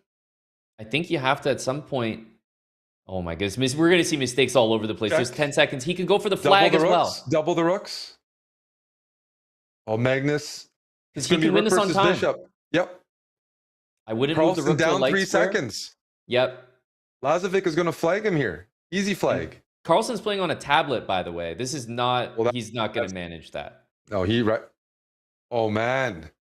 Incredible comeback from Lazavik there. Winning on demand against Magnus Carlsen.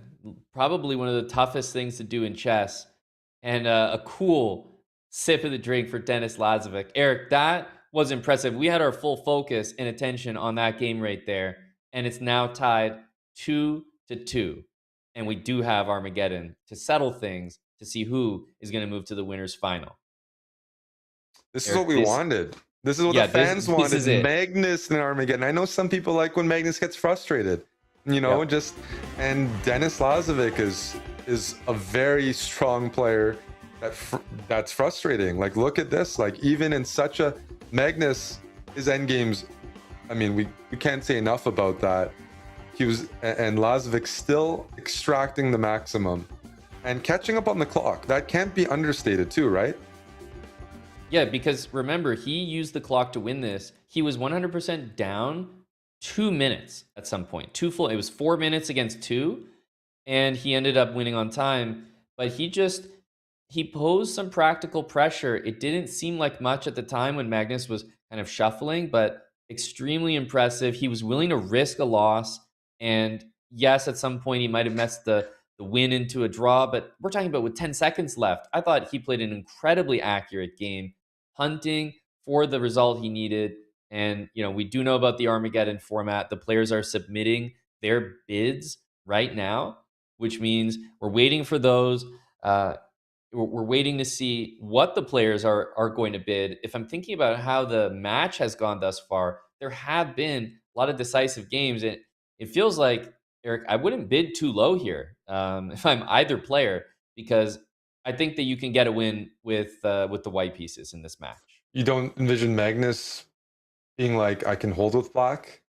And I mean, he's basically just played an Armageddon, right? I guess you could say an Armageddon with no time odds. So it might be playing in your head a little bit that all of a sudden putting Denlaz in another must-win game, but this time you have less time on your clock. I mean, that's not. There's going to be some psychology there. I have a feeling though that these players are going to compete for black. But you're right. And another thing is, I keep saying Lazavik's we're watching him get stronger and stronger. When you beat Magnus like this, you build so much confidence. And 100%. And for the younger players that grew up watching Magnus, world champion, one of the best of all time, if not the best, every win you get chips away at that psychological,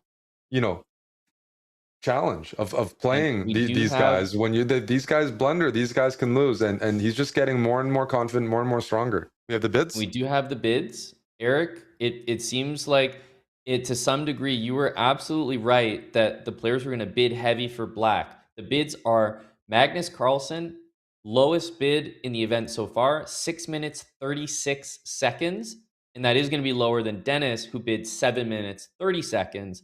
So that means Magnus plays with black, has draw odds. If the game ends in a draw, it's a win for Magnus. And he's playing with basically 6.5 minutes to Denis with 10 minutes on the clock. So, I mean, I just highlighted this, but effectively, we are seeing the exact same situation. Denis just played with white. They each had 10 minutes and he had to win. Now Denis is playing with white. Magnus has 3.5 minutes less and Denis has to win. So this is a run back with even bigger odds. Magnus, almost like he's stubborn. He wants to prove that, yes, I can defend this position with black. Denis needs to win 2 games with white in a row on demand. Eric, a tall task to do it once, let alone twice. It is, but one thing we talked about yesterday, we saw Magnus was playing on an iPad. He's just winning these games comfortably, but Magnus can be flagged in bullet when he's on a mouse. He's playing on a tablet now with less time. So Lazavik, if he gets in a time scramble, he's a favorite. He's just simply a favorite, and he has a good chance to enter a time scramble with more time. So that really makes the task easier. This EWC format changes, Armageddon with the ability to flag your opponent, and I think we might see that. Magnus should recognize that he cannot get in serious time trouble against Lazavik in a prolonged type of game. So yeah, not to read into it too much, but he's already used double the time that Denis has used, and to be honest, that just can't continue going forward. We're barely into the game here. Magnus is approaching 5 minutes. So this is a situation that you need to be concerned about. as Magnus, we saw in that last time scramble, it wasn't even close. And that's the fact that Dennis was up a little bit of time to begin with. He had the easier moves with the rook. However, it's not something that Magnus can allow again because tablet speed is just not comparable. For sure. This position, by the way, e5, a bit of, you don't always see Magnus play these structures where you both trade significant weaknesses. It's like e5, let's just say you take, white has control over this d5 square, black has control over d4. Yep. Yeah, d4 versus d5. I think Magnus is at least got a position that the plans are quite obvious. It's not too difficult, but normally in those, It closes the position a bit though f4 as well. Oh yeah, you do see. I was just gonna say, it closes the positions, and what I mean by that is, just say you take and a lot of maneuvering. I'm gonna go rook e1. A lot of maneuvering that it's not an open position. Can trade off the pieces, bring the rooks to the open files, clear files, clear trades. Here, the players have long-term squares that block a lot of the action, which does extend the game, and maybe strategically that could be a small inaccuracy with the time situation and the tablet situation. Well, it looks like what he's gone for is a little bit interesting because it's sort of allowing something that looks visually completely wrong, but Magnus is understanding that that pawn on e6 guards d5, which you talked about corresponding weaknesses, d4 and d5. It's not corresponding anymore. It's just d4. Magnus is going to put that knight on d4. He can definitely trade the queens as well first and then play knight d4. And white's not going to have the knight d5 move that we've been relying on in all these positions. So I think in some way with bishop e6 and b5, I feel that he's kind of outsmarted Dennis just a little bit. And I like what's happened here for Magnus. Easier position to play. The clock reflects that. Yeah, the e6 pawn can be a weakness. Those are doubled pawns, but Magnus understanding that it's not easy for white to get access to that. And this, I was thinking Dennis would play this move, but I didn't find a good response after queen d3. Not only does it offer a queen trade, but c3 is hanging. And you've mentioned knight d4 coming in. The bishops don't have this open position to operate with. The bishop on g2 is blocked by the e4 pawn. It's a few moves away from maybe gaining access to the h3 diagonal. In the meantime, black getting knight d4, easy play. The b file might open up. Magnus will be ready to jump in there. So as you, I think you have a good read that this is easy to play for Magnus, which allows him to catch up on the clock. Maybe queen takes d3. Put a line on the board, queen d3, pawn takes, rook d1, rook d8, bishop f1. You need to have an answer to how you're going to defend the pawn. But I thought that knight b4 might be a good one, that if you kick the knight with a3, it feels like maybe you get knight c2, the knight goes to d4, you play rook b8, you got some targets yourself. So I do think that it almost feels like you have to go into that line, though, because how else do you play with white here? Well, I was looking at queen b2. It's a funny move, but we're threatening rook d1 to trap the queen. The problem is knight d4, rook d1, queen takes c3. And we're just not in time. You can afford to sacrifice a pawn as white because of how bad black structure is. So, but here, I don't see a good way to do that. No, you can play, for example, bishop b2. That keeps the knight defended, but I just don't see the point. You take the queen on e2, you take on b3, there's always knight d4. It just, there's rook b8. I don't see the benefit of doing any of this. So that's why I'm stuck on queen takes d3, because at least I can dream of winning the d pawn. Bishop f1 is big. We need the bishop in the game. I'm better. Yeah, exactly. So I have a dream in a... Oh, wow. Okay, queen e3. Should we try knight d4? Queen takes c3 is the threat. Yeah, no, it's hard not to. Is the issue with knight d4, Amon? Okay, he traded. I was going to say queen takes queen and then rook d1, but here we have a position you've discussed a bit where black gets counterplay on b3, has the knight d4 move, and unfortunately white is a couple moves away from what the setup. What's the setup? Bishop here, then bishop on c4, guarding b3, targeting a6, targeting e6. He's playing it anyways. Makes a lot of sense. You simply need that bishop in the game, but It's going to be full. do you have Like, enough material?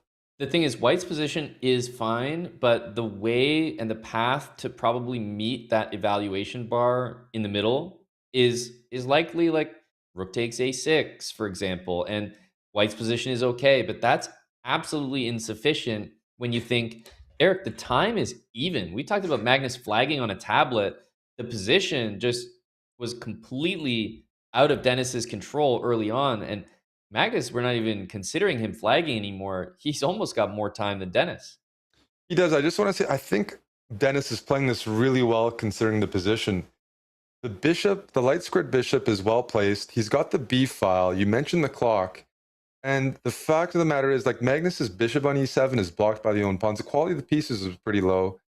And when you have this light squared bishop on c4, it's hard to remove that. So again, a long game favors Dennis. Magnus wants to trade into like more of a drawn end game or something you can clarify. And the way the pieces are right now, that's not possible, which is why we're seeing this a-pawn push.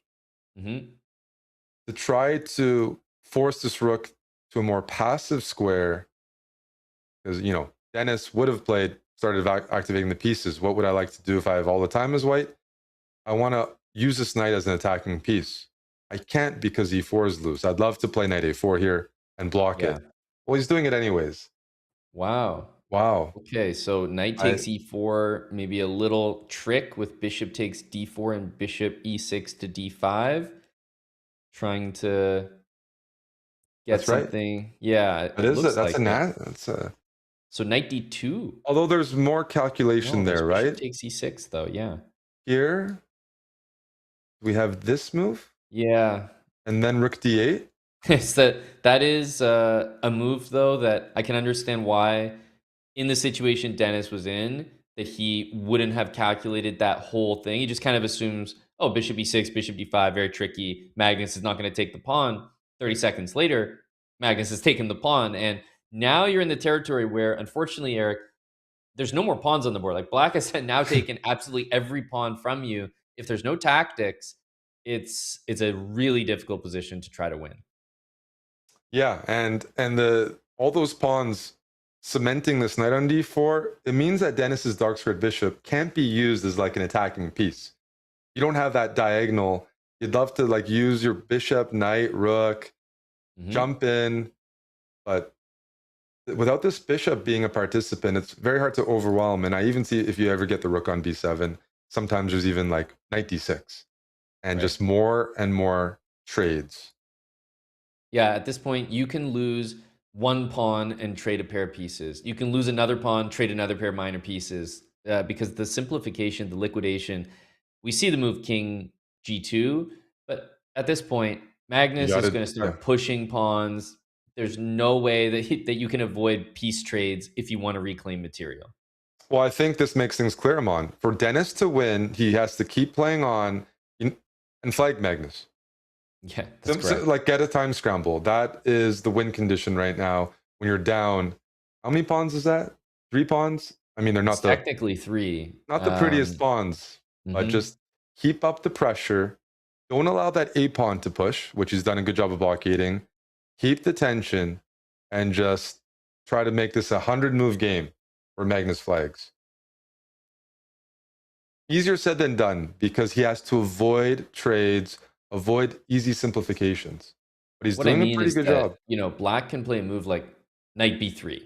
Not that it's the best move here, but it just goes to show you can just like plant these pieces in the most annoying squares possible. And hey, if they get taken, that's another piece trade off the board, costs you a pawn, but you're up 3 of them. I wouldn't take it, but that's annoying. I'll put bishop c3. Yeah, Dennis's mentality for sure. No more trades. So I think we saw what, knight e4, bishop back, and then backing rook the c8. bishop. Rook c8. He couldn't get the a pawn moving, so you'd like to get the c pawn moving. Although you're not quite threatening this necessarily, there might be some tactics. I'm not entirely sure. You know, when you play c3. Basically, it feels like Black's trying to move these pawns, and Dennis keeps blockading them at a further and further square up the board. Eventually, it's going to be insufficient. So the knight That's coming to nice. d5, Oh, that's that might be the last straw. The head shake from Dennis. I think everyone on camera realized at the same time how annoying knight d5 was. yeah, that initiates. Well, not only is that a fork, but it supports the c pawn. If this Yeah. bishop ever comes back to this diagonal when you push c3, then on d5 is sheltering that e6 pawn. The coordination is coming together for Magnus, and yeah, this is critical. He's drawing dead, is what I would say when it comes to the position. Yeah, the pawn is just going to go. I mean, you can take on d4 and try to blockade, but it's like the blockade is not going to hold forever and ever. The pawn just goes and goes and goes. He's trying. He's doing a really good job of it, but he's playing Magnus, who has a good position. Dennis absolutely is doing practically what you're supposed to do here. Just not enough juice in the position. No. Knight to d5 is going to make its way in exactly as you're highlighting. And he's doing a great job blockading, but unfortunately, you can't. There hasn't been maybe an active threat. Rook c7 followed by Rook bishop c7. a3. Bishop Really a3 good. trades everything off. Yeah. Rook I like c7, that bishop one. a3.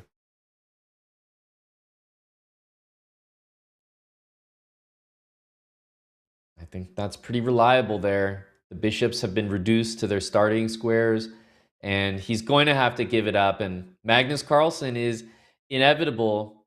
He gets it done in Armageddon. He wins it and advances to the winners' final. Victory for Magnus, representing Team Liquid and Dennis Lazavik. I mean, what a fight, Eric. There's a lot of good things we can say about Dennis. Just that win you mentioned against Carlsen, the individual result does so much for his confidence in this event and beyond to the EWC, where he is already qualified to. But Magnus moving on to the winner's final. He's taking on Yangyi Duda, who also has punched his ticket to the EWC. Meanwhile, the loser's bracket, right? Dennis Lazavik has moved down. Same with Nihal Sarin. They're waiting in the losers quarterfinals, but we're focusing on the losers round 3 today. That's MVL, Abdusattorov, Duda, and Sina Movahed. And Eric, Abdusattorov and MVL, they haven't played in a while. This is going to feel a little bit like a new session for them. For sure. These are great matchups. Dubov, Movahed. Wow, there could be real fireworks there. Yeah. No, those are the matchups upcoming.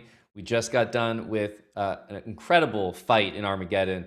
Dennis Lazavik is absolutely not eliminated, so we could even see a rematch of that one there against Magnus. But as we head to our break, the players are as well. I would like to let everyone know about the official eyewear partner of Chess.com. That is Zenny. Your toughest opponent isn't always the person across the board, but the eye fatigue from those marathon sessions.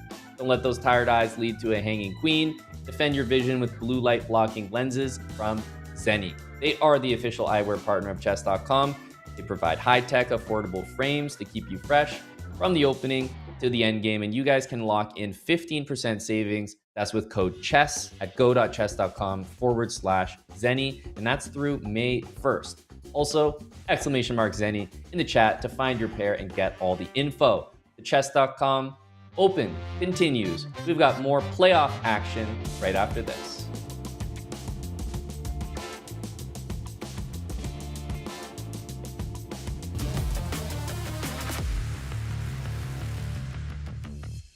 I think the Speed Chess Championship in 2024 against Alireza is close to the best that I can play, at least that format. It's rare to have days where I just feel my best, but that was one of them. Honestly, I would say that I was probably more focused on fitness when I was a bit younger. Now I probably try and win my games a little bit quicker, not sit there for that long. But I think back in those days, I tried working out. And it's really important to have a good chair to be comfortable. Like, I like to lean back, recline a bit. We put some strain on our bodies in that way by sitting for so long. So having good tools to help us is really big. Oh. This is what I like the best. Also, you have gamer leaning forward emoji, which I prefer, but yeah, I also like leaning a bit back and forth. A nice little rest we have here too. That sounds good to me. I'm always interested in finding out what's good and what's new.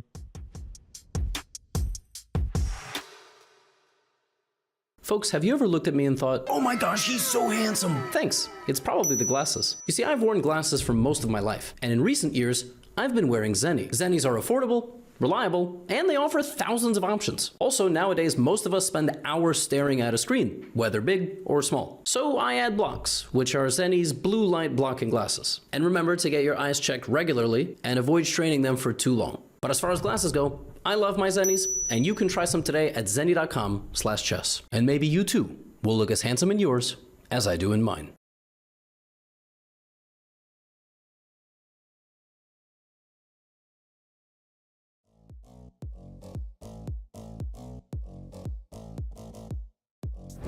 I mean, like this year I'm not playing in the candidates and like in the any other cycle tournaments. So yeah, probably this makes CWC is one.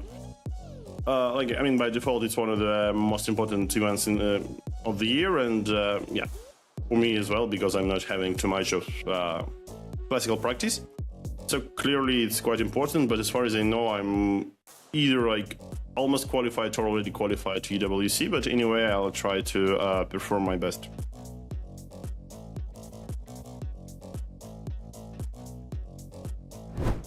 Well, it's hard to say. I guess in some of the last years, there was 10+0 Swiss qualifiers also. And it was like 10+2 in the KO, but here it's 10+0 all the way down. So I'd say recently I played only one tournament, 10+0, and I won it. So probably it suits me quite a bit, but it's really hard to perform with a Tuesday because like lately, I think last year or something, I only play Tuesdays while I'm streaming. And this somehow like makes my play quite ugly. So like I'm not happy with what I'm doing in Tuesdays, but let's say some people, you know, gathering to watch my fails.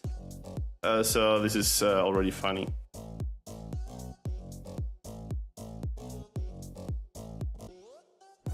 Well, for me it was one of the first major esports events I believe since 2015 when I attended the international of Dota 2. So what I didn't like is that Dota is being held in other dates, probably this year as well and last year also. So this is a bit unfortunate because okay, I remain a big fan and I of course support my team, Aurora.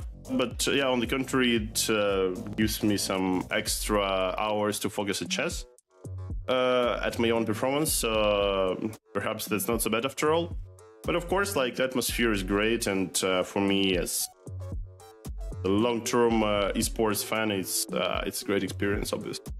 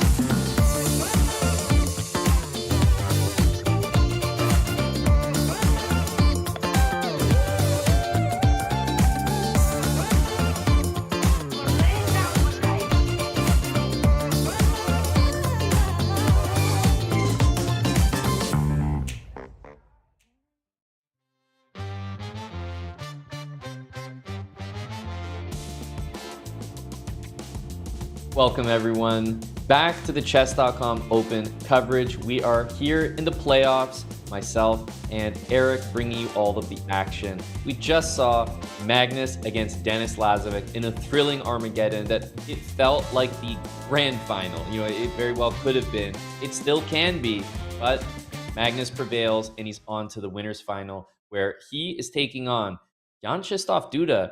Now, this is a really exciting matchup for me, Eric, because you and I have been saying the entire time how it really feels like Magnus is Magnus Carlsen. He's always going to be the favorite. But for being honest, who has been the most dominant in this event thus far? It's actually been Yangyi Duda. For sure. No, I mean, normally speaking, we'd always put Magnus as a favorite versus everyone. Against Duda, a serious favorite. But the way he's playing right now, I'm not so sure. This is the best I've seen out of him in these online formats. So really, really good matchup. He can keep up his play. Magnus playing that Armageddon and even losing a couple of games to Lazavik, that can be helpful too, though, right? When you win comfortably in your matches, you don't face too much adversity. When it actually hits the first time, sometimes you're not ready. They talk about this. It's playoff time for you, NBA, NHL. Like sometimes a team wins 3-0, 4-0 sweep, and then they get swept. It's like, does playing that grand final or the tiebreaker help? We'll see. That's right. Now that's in the winners bracket, the 4-game match. And of course, in the losers, we have Dubov and Sina Movahed. I think that matchup is a really exciting one. And I also, I've been saying when it comes to MVL and Abdusattorov, they just haven't played in like an hour or something since their matches. That's a good point to make. Yeah. It's definitely, I think, Eric, if you had your choice as a player, you just wouldn't want that much downtime.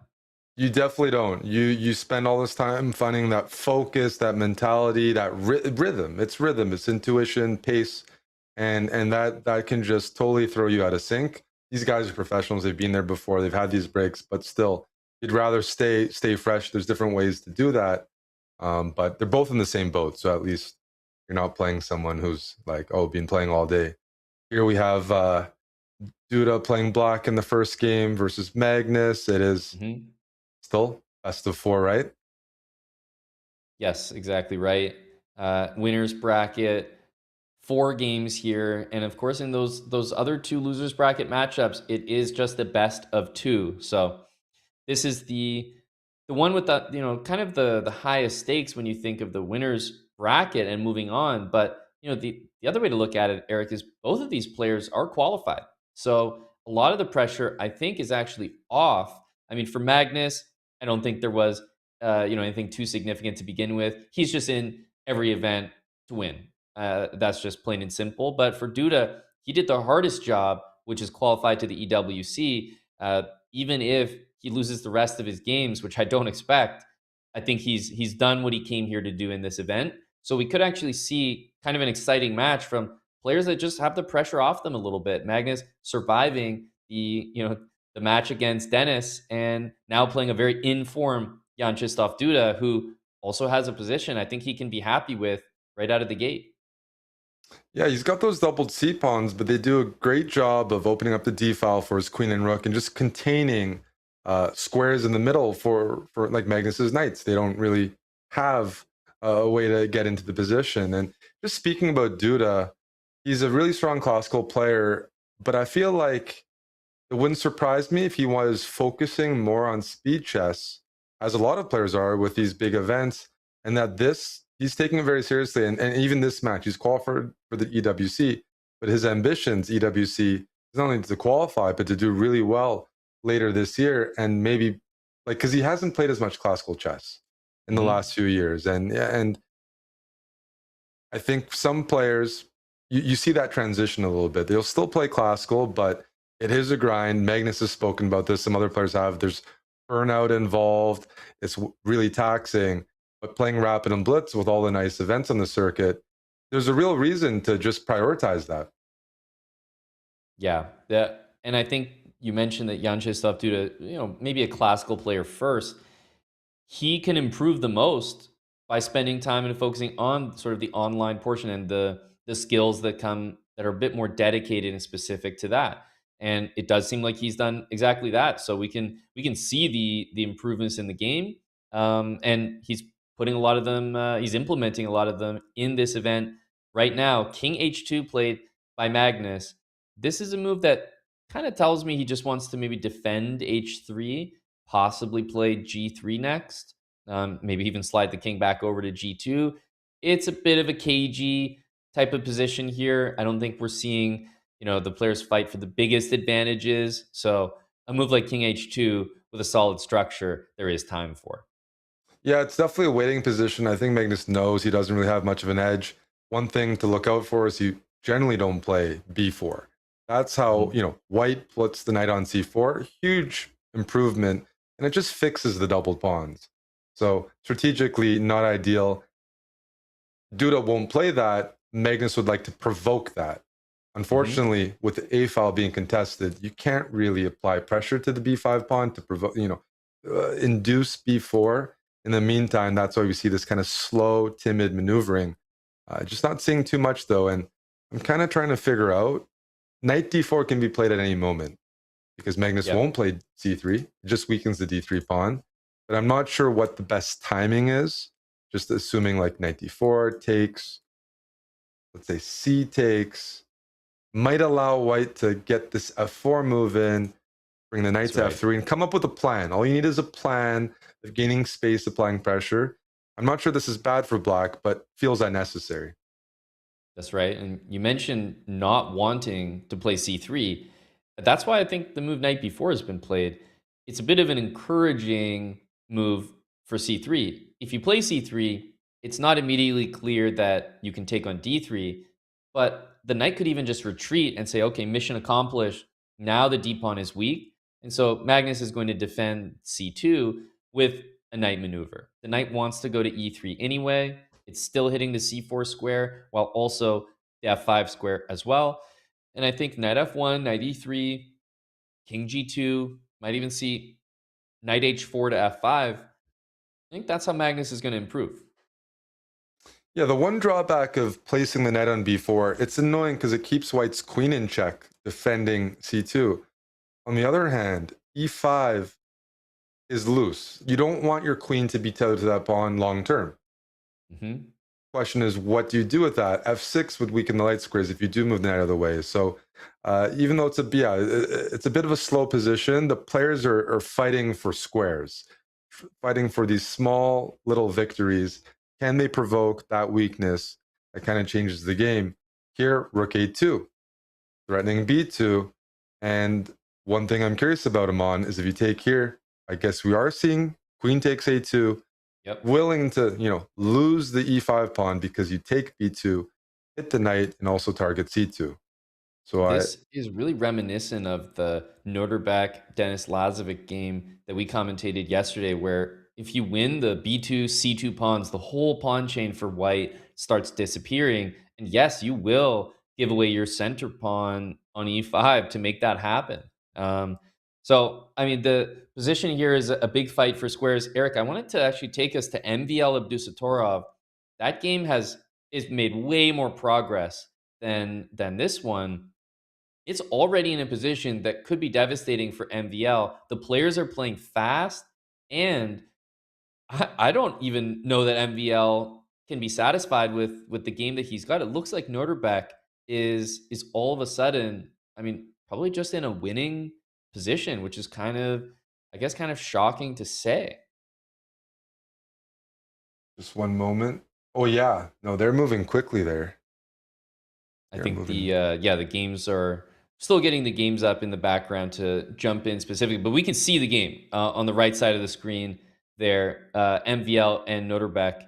I mean, the C pawn is hanging. Black's about to bring the king into the middle at E5 and king E6. So I was thinking to myself, Eric, about that matchup, that they actually knew they were playing each other for such a long time that you could really do some genuine preparation. And I think that Noterback played a very similar line to the one that he played against Nepomniachtchi, maybe that sort of Taimanov Sicilian. And I thought that MVL was the one that had maybe prepared something, but look at this. I mean, Noterback is proving he's completely up to task. Yeah, I mean, you mentioned the players probably prepped, and I think you're completely right. You have to. You have the time. There's so much at stake here. And MVL is a theoretician. These are E4 sharp players here. Unfortunately for him, he's just not in time to use that A pawn. Like, he's not winning the races. He's down so many pawns that worst case scenario, if Black has to give up that pawn, that rook for that A pawn eventually, he's got too many pawns himself for White to stop. Like, so This is a funny I don't position, even know. right?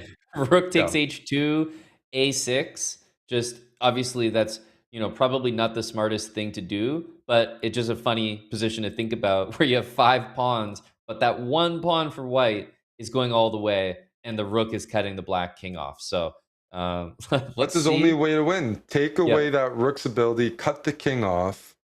He's cut the king off. Can he keep Nordebek's rook from defending?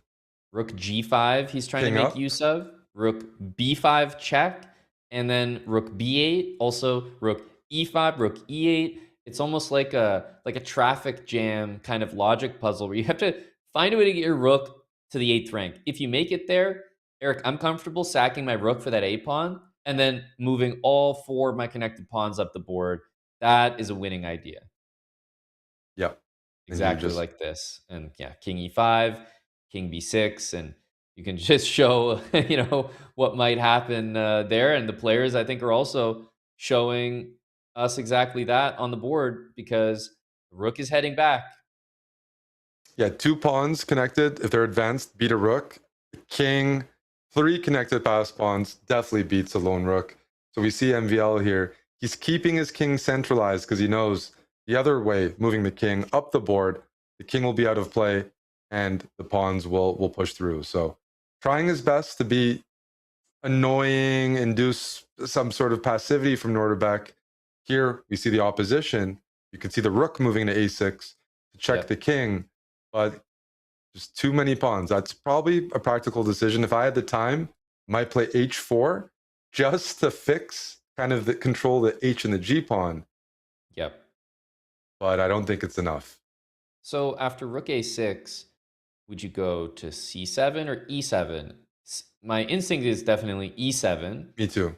But there's something to be said about just going over, collecting the pawn, and thinking, okay, there's no way I'm going to lose 4 pawns by the time I collect the a pawn. Maybe I lose 1, maybe even 2, but I might still feel comfortable with the resulting position. But I do feel king e7 is my first thought here. Yeah, we definitely are losing probably 2 pawns in some of those lines, but I think what you mentioned is right. Like king c7, you can't lose the position. Here you can't lose either, but what do you do for, so king e5, h4 makes sense. You should fix those pawns. d6 feels correct. It's like, yes. But then D6. you'll always be the question of pawn on d6, king on e6. Even if the white king is on d4, how do you make progress from there? If we just kind of shuffle the rook instead. Like this? Yeah, king e6, rook somewhere, yeah. And it's like, you play d5, I'll give you a check, and I'll probably look to take the d pawn. Yeah, this is harder than it should be. And then Nordebek's not doing anything wrong. MVL's putting up a really good fight. It's so weird to think about how that king and rook are containing so many pawns. Yep, the h pawn and the king on d4, just immobilizing basically 5 Okay, let's just pawns. win the a7 pawn. is that just go king b7? So and use the connected e and f. Yeah, you're going to lose the other 2 pawns, but I'm concerned because am I dropping the h pawn as well? I guess you have rook a3 and rook f3. Like I'm just getting the connected. Yeah, we're losing a bunch of pawns, but connected. That's on the board, Eric, so 100%. Correct. That was rook f3. Well, it's getting too complicated. It was like this is getting stressful to deal with the pawns. But this king is joining. This is 100% winning. The rook will go behind the pawn there, and the king will march on in. And Nordebek with a very convincing victory and had to show some good technique there in that one as well. Let's have a look at maybe this other game. We haven't dropped in on Dubov and Sina. It looks like Sina is kind of on the verge of some type of conversion here, but I'm wondering if it's rook, if he's going to invade with the rook. He starts with knight f5. It's been a good game so far. I've been paying attention in the background. Seems like it's been going well, but now's that final conversion phase. Dubov is up against it, though, dealing with this a-pawn. Yeah, I mean, Movahed he could have looked for something more concrete in keeping the pawn. Here, he wins e4 if he would like. He's up 2 minutes on the clock. Dubov's knight is stranded on a7. So just being up a pawn, being up a couple minutes, and your opponent doesn't have much counterplay, I think he's just counting the knight's on... trapped. Oh, yeah, this knight... When I said stranded, I didn't even see knight d6. It was just out of play. He has to play c5, centralize the knight, especially because Sina was preparing to play e4, e5, e6, and just march down the board. Bring that knight in. Legitimate concerns here, Eric. Rook f5, h5, and knight f7 is a funny checkmate. And rook f5 is a really nice move anyways after knight c6. Yeah, that's... Yeah, the knight is boxing in the knight on a7. That's just a good line I'm on. Rook d1. We see the blue arrow from best move. Knight c6. Rook d5. And the point is let's say I go knight e7. If you take, you lose this. I have this move. And you mentioned the mate. King h6, knight f7's mate. You move your king. You have to go the other way. Yeah. So here, just to show that line once again, you have to go the other way, but that allows me to go knight e4 check. Yep. And then I can take this 2 pawns up. Eric, he really let this one slip because he moved the knight back from d6. Seems like nothing, but no, the knight on a7 is now part of the game. You can't underestimate how annoying it was for black to get that knight in. Now, I don't feel that we've done enough here, and I wonder if Dubov is going to survive with that knight coming in and knight c5 being met by rook takes e3. And if you play king f2 to defend the pawn, thinking you're just going to take on c5, as you're highlighting, knight e5, not quite good enough with knight d3 and the hanging c pawn. That's right. The good thing for white is, I mean, this guy is really good at bullet, blitz, very fast on the clock. So Dubov is catching up in the game, but unless he can trade everything off, I don't necessarily consider him like the best person at flagging or holding. Eric, look at his situation here, right? Is he going to posture up when the time scramble checks that's what in? Yeah, exactly. Like, I've been curious the whole time. We want to see how Dubov handles an esports style, that mouse movement situation. He's done a great job of avoiding that. And here, knight d3 is a threat, kicking the rook away from f4, but then your knight is loose. So white needs to find something precise. And I think, as you mentioned, he has messed it up a bit because... Well, we were looking at a winning position earlier. And I think so. We get closer to easy trades, which mitigates that time advantage as much. Yeah, so if rook takes c4, I think... I was just looking at all the tricky ways. You can try h5, g5, some knight discovery, but no, I think just maybe king g2 or something. Like, that's the best you can do. King g2? Is this your trick? This is your trick. Yeah, we found it. And then king takes knight g3, and we're in time. Yes. So we see something very similar, but throwing in the h5 move first. h5 first, and then king up. Looks like a good attempt. Dubov under 30. Yep. He's just tanking his time there, but it's king a tough g3, position. rook e2. Okay.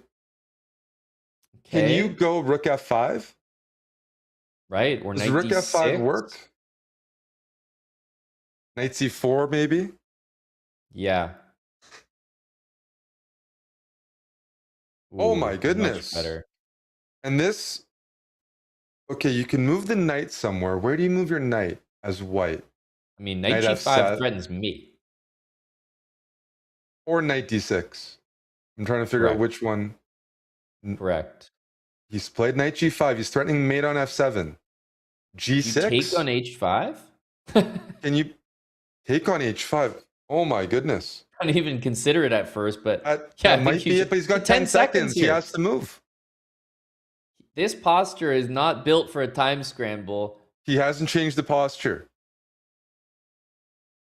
What a weird position. Unbelievable.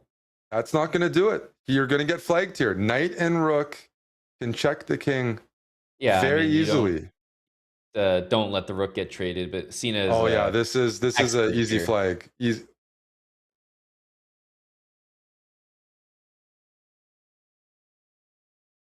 Yeah, I don't think this is even going to be remotely close.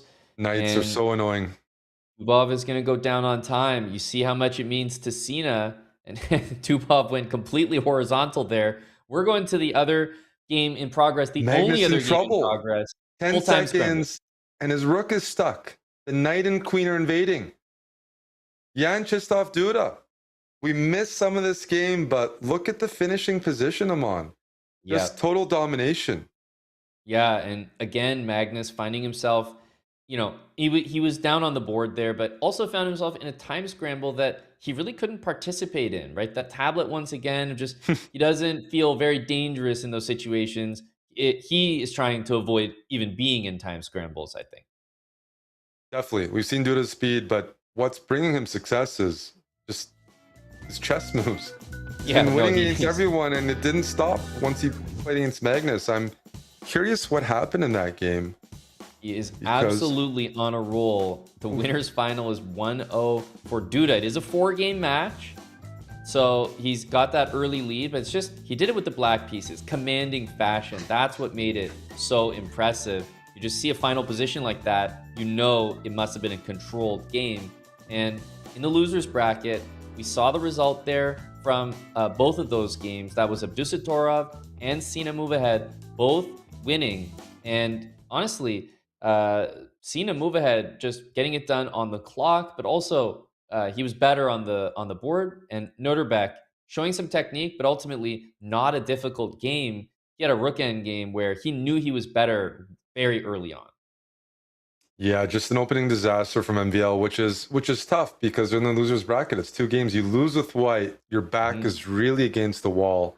I think this round we'll start off first with maybe Duda Carlsen. The players are game 2 has begun. 3 decisive results. That's right. How will Magnus respond to losing with white in game 1 against Duda?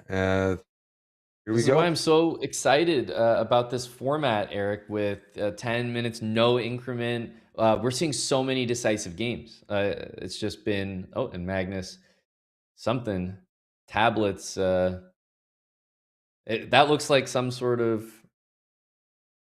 But he's made a move, right? Yeah, he did make a move. Is he concerned about his own move, as in why he did it? Or is he concerned about something else? It almost looked, the more I was looking at it, that he was maybe annoyed. Perhaps he didn't, I don't know, play bishop b7 first? Possible. I mean, Magnus has lost 3 games today. So a bit of frustration is, we've seen it from him before. I mean, he, for the most part, cruised through yesterday's opening round.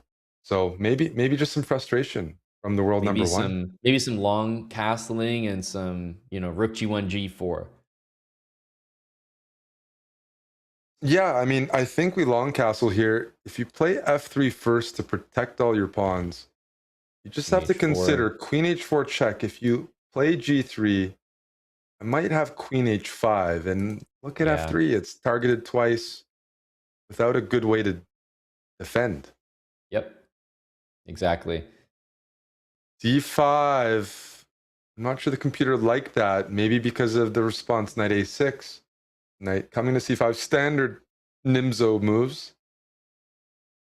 Yeah, d5 is a move that gives up squares, but always achieves things. For example, it's blocking the bishop on b7. It's undermining the f5 pawn a little bit. You're always tempting e takes d5, and it opens up the diagonal. So it looks like Duda maybe didn't go for the most aggressive option. I thought that might have been simply long castling and going direct for f3, g4, rook g1, g4.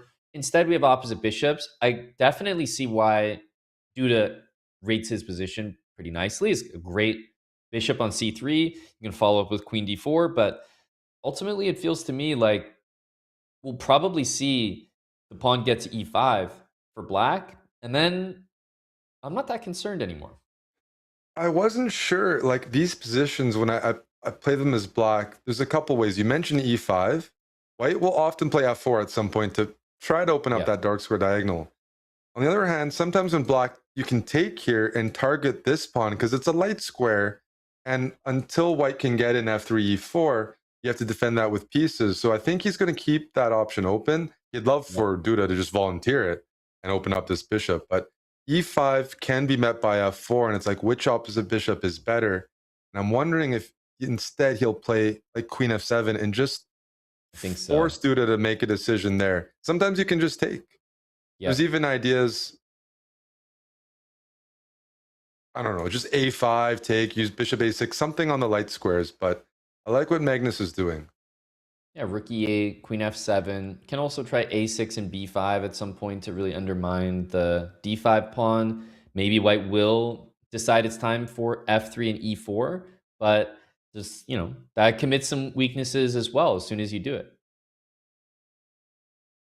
A nice strategic battle here. Let's this will be a long game. Let's switch over to Dubov. He lost his first game, which means in the loser's bracket must win. What is this position? And is exactly. Let's see how he got here. What the heck? A Najdorf with queen d4.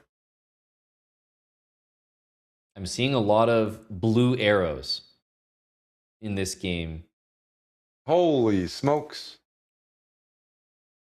I mean, I've seen a blue arrow almost every single move, which is making me think both players might be reasonably aware of. I mean, surely, Eric, you don't just show up to this position, spot bishop e7, bishop c3, like to have the confidence to go back and forth this quickly. But maybe, I don't know. This is already a very interesting position. He has to show something, right? He's down to piece right now?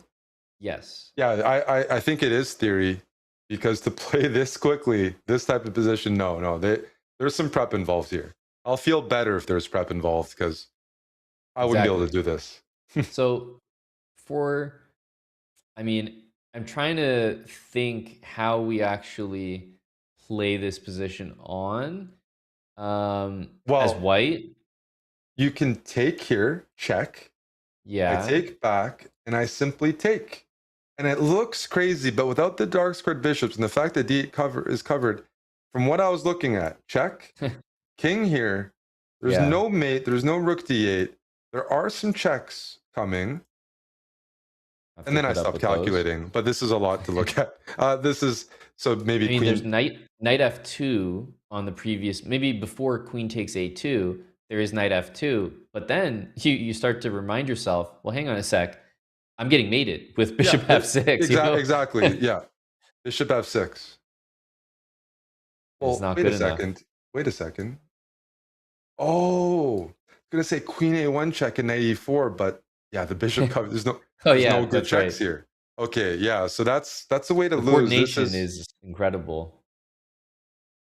It's so common. The players played a bunch of theory. Eventually, the lines get a bit hazy. Especially these are lines that probably aren't played as much in classical. You prepare it, it's fun, but you get rusty after a while. I mean, I bet c4, Eric, was one of the top moves in an adjacent variation. It's clearly a mistake here. It's not correct. We believe bishop c6 is a good option. Maybe a4, I was also thinking, looked kind of interesting, but clearly this is the wrong one. But I bet that it was the correct move in a very similar line. Yep. Grandmasters are humans. The memory does fail. I can promise you. One move I was thinking about was bishop a3 as a way to fully simplify with knight f2 at the end. But I have so many weaknesses there that I'm not sure that's the smartest. No, I don't mind it because he's thinking about simplifying. He only needs a draw to win the match. When you play knight f2, white will get compensation just based on the position of the bishops, but I'm not sure there's enough. Winning the exchange and all of white's pawns are messed up. It just makes black's task pretty simple. Defend, Yeah. up an One of the reasons I exchange. like bishop a3 is it looked entirely forcing that all of a sudden, whatever fun you were having, whatever fun lines you were calculating, suddenly they're off the table and you're dealing with something completely different. So Bishop a3 looks really good. I think that's a really practical move. If you get the queens off the board, yeah, the position, I mean, there's just so much to look at right now, which isn't intimidating for a very sharp, strong young player. They love this, but at the same time, you take away Dubov's edge, his his strengths when you take away all the attacking chances and play kind of a bit of an endgame. Not saying he's bad at endgames, but there's no more checkmates if you get those queen off the board. Bishop f6. yeah, I also thought about this move instead of bishop a3. Is but the refutation like you take and you play something crazy like queen e5? It probably doesn't work. I was just thinking that, oh, I can attack this. The knight's pinned. And you're threatening bishop takes c6. Bishop c6. It looks like a nice move. I guess there's something wrong. Maybe check and the queen goes back to e7. Right. Okay, right. okay. But I was thinking, okay, you could take on f6, take on c6, and I just don't know how you get out, because I'm going to take queen c6. You got to play king e7, then I go back to d6, and we're making a draw unless you play king f8 and sack the rook and play king g7. But he doesn't need to play. He doesn't need that, right? Yeah, exactly. So he's going to repeat. But that's why, in a weird way, my bishop a3 might have been the better move. But it's possible that bishop f6, if there's no other way to play for white here, it might just be in some ways winning. You know what I mean? Like, no, it's I a think winning you're right. idea because a draw is not possible. Yeah, it forces a draw, whereas your line, black's better, but there's pieces on the board. Exactly. So that's the match situation. No, that red X, we're gonna have to argue against him on. Take it out of there. This is the great move, and he finds it without too much difficulty.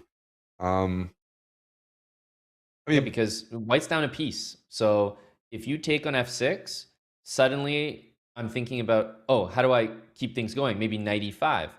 But the pieces are suddenly able to have access to the position. So he took them on. See that? He just took. Yeah, takes he played knight e5. I mean, he's all in either way. Yeah. But there's no danger in the position like there was before for Sina. He's definitely calculated this. So bishop takes c6. He's calculated that you can't take here in the end, right? Right. You get pinned. B8. Or you go rook b8. Right. Well, yeah, of course. Yeah. I was going to say bishop f5, but there might be knight c6. Your rook b8 move is correct. Just rook b8. Yeah. Very nicely done. And by the way, knight e5 was played not because he thought it was the best move, but because he couldn't take the draw, which is why we're saying that we believe that the bishop f6 move from Sina is just such a strong read on playing the position, but also playing the match. So, well, Eric, I feel pretty comfortable saying I think Sina's in full control here in this one. Thinking about some of the other games, just Abdusattorov and MVL comes to mind as, you know, a must-win game for Maxime Vachier-Lagrave to stay in the event. While, of course, that Carlsen and Duda game opposite bishops, I think this is the place to be with a very interesting imbalance and a must-win game for Black.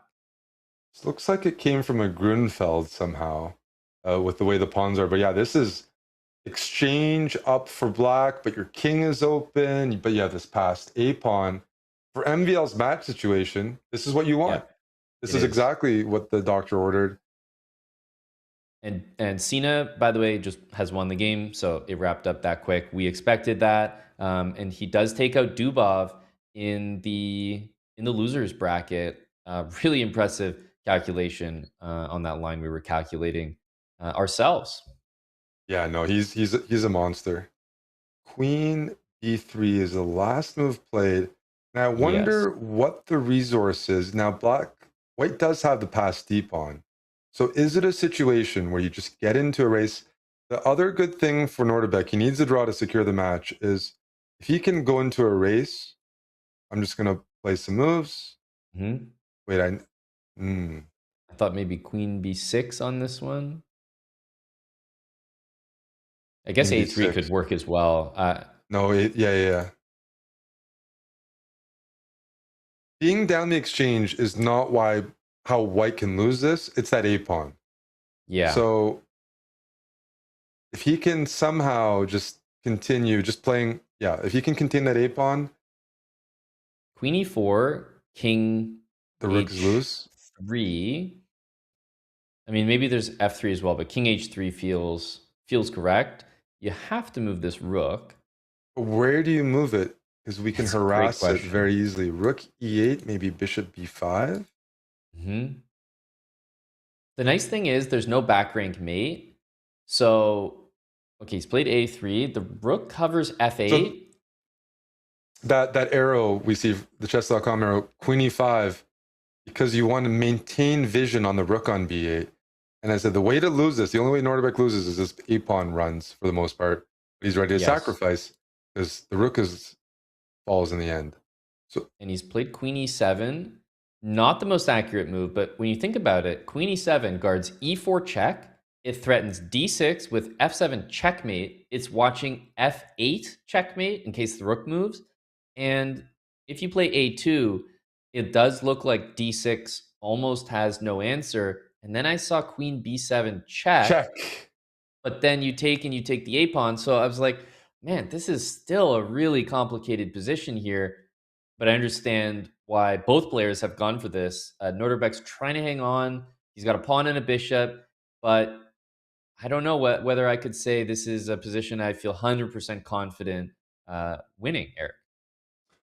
I think MVL's really good as an endgame grinder. He's had some really nice wins that from let's say drawish positions. Here, he has the time, he has the exchange, and he can play this on for a long time, which is important, the clock and the rook. He can give checks, he can just move on dark squares. So Norderbeck has a really tough task because you don't need to win it over the board as MVL. He can just maneuver that rook and build the time advantage. Not easy whatsoever. And even if you try to win this, MVL can try to win this slowly. What do you do? Probably put your pawn on f6 at some point so it doesn't hang, and try to invade with the king. Put the pawns on dark squares and invade with the king. And let's just say everything clears out, Amon. Your 3 pawns here trade off the 2 pawns. Black has this pawn on dark square, can be never captured, so he would be able to flag. Probably just even win on the board too, by the way. But Norderbeck can't force everything off. That's a huge problem. Right, he's keeping the h pawn. It's always risky to do that, but you know that white can't play bishop f3, bishop takes h5 because you lose the c pawn. So it's reassuring. Was this a tricky move? Maybe you go rook h3, maybe you just go rook c3 to just keep this bishop contained, watching over that. Rook h3, was he trying to trap the... Well, I think rook h3, bishop f3 maybe. Well, that's... Yeah. But does this work? Yeah, you just get... Okay. Yeah, you can give the check. And then bring your rook out. Yeah, he's now put his pawns on light squares, which is not very good. Yeah, we'll check back on that game, although they're in time trouble here. Amon. Jan Krzysztof Duda winning game 1 and, close to winning game 2. Rook g4 threatens the g7 pawn with check. And that g7 pawn is the key to success because then white will have connected passed pawns. A win condition. Yeah, bring the rook to b7. Usually Magnus is outplaying with opposite bishops in a long game like this. Duda is the one who's taking the driver's seat here, and he's got 2 connected pass pawns. This is all Duda, but can he manage the clock? This is really the only hope for Magnus. Only hope. I'm a little... no, I can't question Duda. The way he's playing, everything is correct. G4.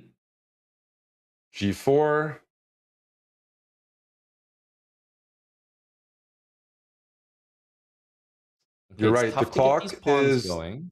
It is. Bishop d1. It's up to Magnus to prolong the game. Bishop d1 and bishop e3. and then you check. Yeah.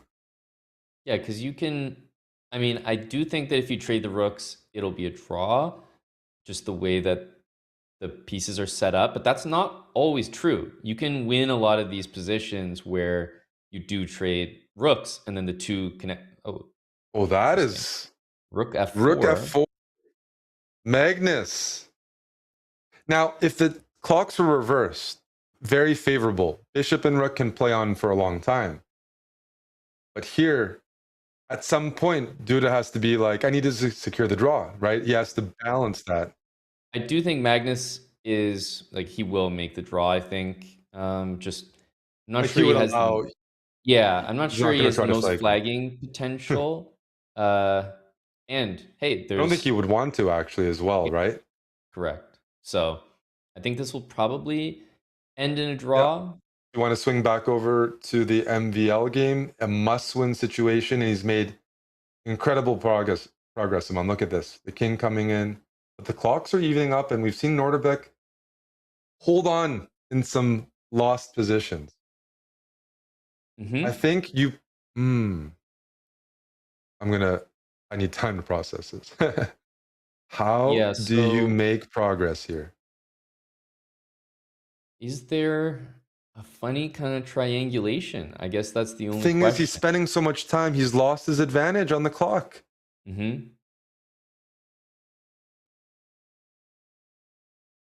So, oh my goodness. Oh, repetition. Oh my goodness. What a hold by Nordebek. Again, how does he do that? MVL could have brought his king back, blocked the pawns, and check, try to build the clock, right? Yeah, correct. He could have tried that. Still, though, it has me wondering what progress was there to be made. It must be something so intricate about the placement of the pieces, maybe triangulating. But that means that Maxime is out and Nordebek moves on in the competition. We did see a draw in this one. The time was getting low for Jan Krzysztof. Magnus, obviously, not looking to do anything with just a lone king and a rook. And that means it's 1.5-1/2 in the winner's final. That is a 4-game match. We also have some results from down in the loser's bracket. That is, Sina Movahed has moved ahead to the losers quarterfinals against Denis Lazavik. And Nihal Sarin finally knows his opponent, and it will be Abdusattorov after, Eric, shall we say, a very impressive hold there in that endgame. Like, I know it was a mistake from MVL to allow the 3-time repetition, but just the resourcefulness and how sturdy he held that position together, he gave MVL the opportunity to make a mistake, and he did. Yeah, no, that's incredible to catch up on the clock and just continue the game, not make any blunder that just closes the door. Even if he was losing, the moves were so hard to find. He's done that throughout the event and still alive in the loser's bracket. By the way, I saw Lazavik and Movahed should be a great matchup. Two of the younger players in the field. Yeah, no, that's a guaranteed one to be covered tomorrow, right? We still have more action today. Magnus needs to make a comeback in his match against Jan Krzysztof Duda. We will have the rest of that matchup taking place right after this. But as we take a break, we'll let everyone here know about Chess Up 2.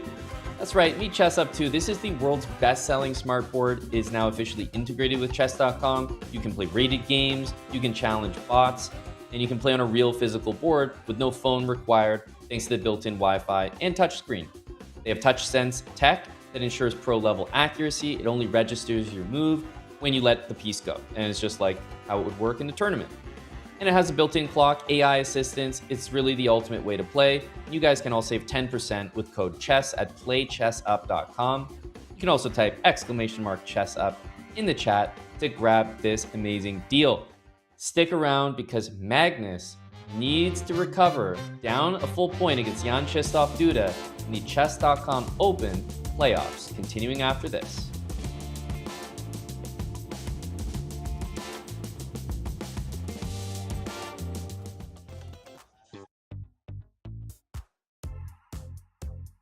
Oh no, I was very much playing trying to qualify for the Open. I also knew that I had a lot of free time during the winter split, so that I should try to make use of that. And there was a stretch of 3-4 events where I played great, so it helped a lot.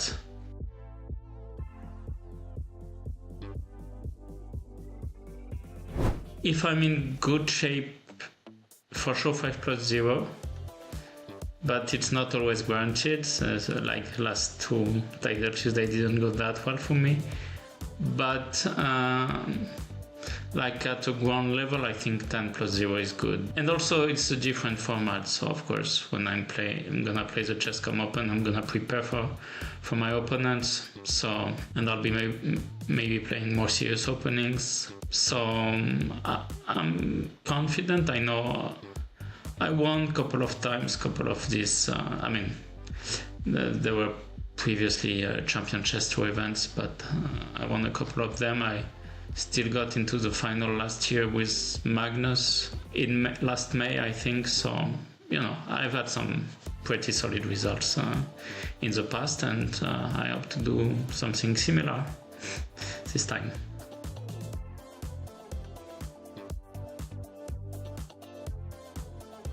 It's very much on my mind, and it's also, especially since I joined Team Vitality, I'm pushing forward. Of course, right now there's this issue with the clash of dates between Grand Chess Tour and EWC, but I'm hoping that it can still get solved, so we'll see about that. Of course, there's also the whole Middle East situation, but that I'm definitely hoping will be solved before July, August.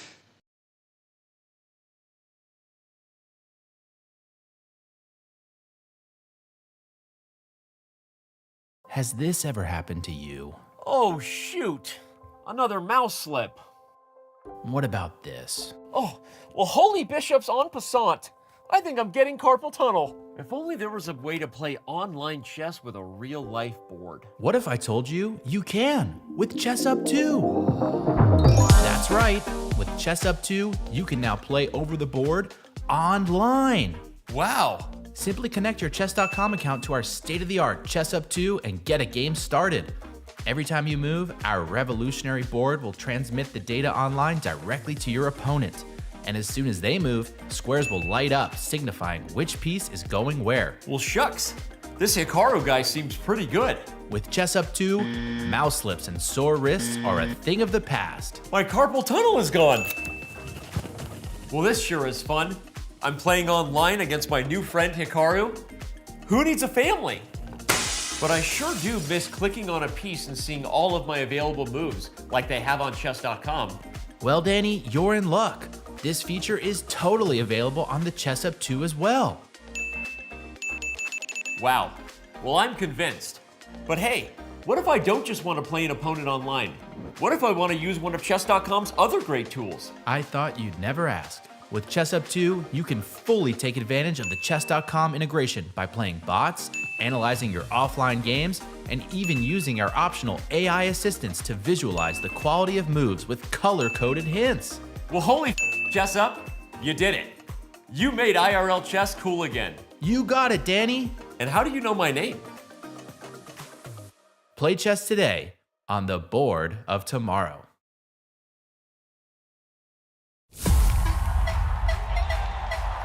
This is the Esports World Cup, and in 2026, we're raising the bar again. For 7 weeks starting in July, over 2,000 players from more than 200 clubs will compete in 24 game titles. And with a life-changing prize pool exceeding $75 million, the club championship stakes have never been higher. The club with the most points will be crowned as the best esports club in the world, taking home an incredible $7 million grand prize. But that's not all. With over 300 plus activations taking place across the event, the Riyadh Boulevard will become a must-visit destination for families, friends, and fans alike. EWC is where players become legends, fans become a part of history, and the best rise above. See you this summer at the Esports World Cup 2026.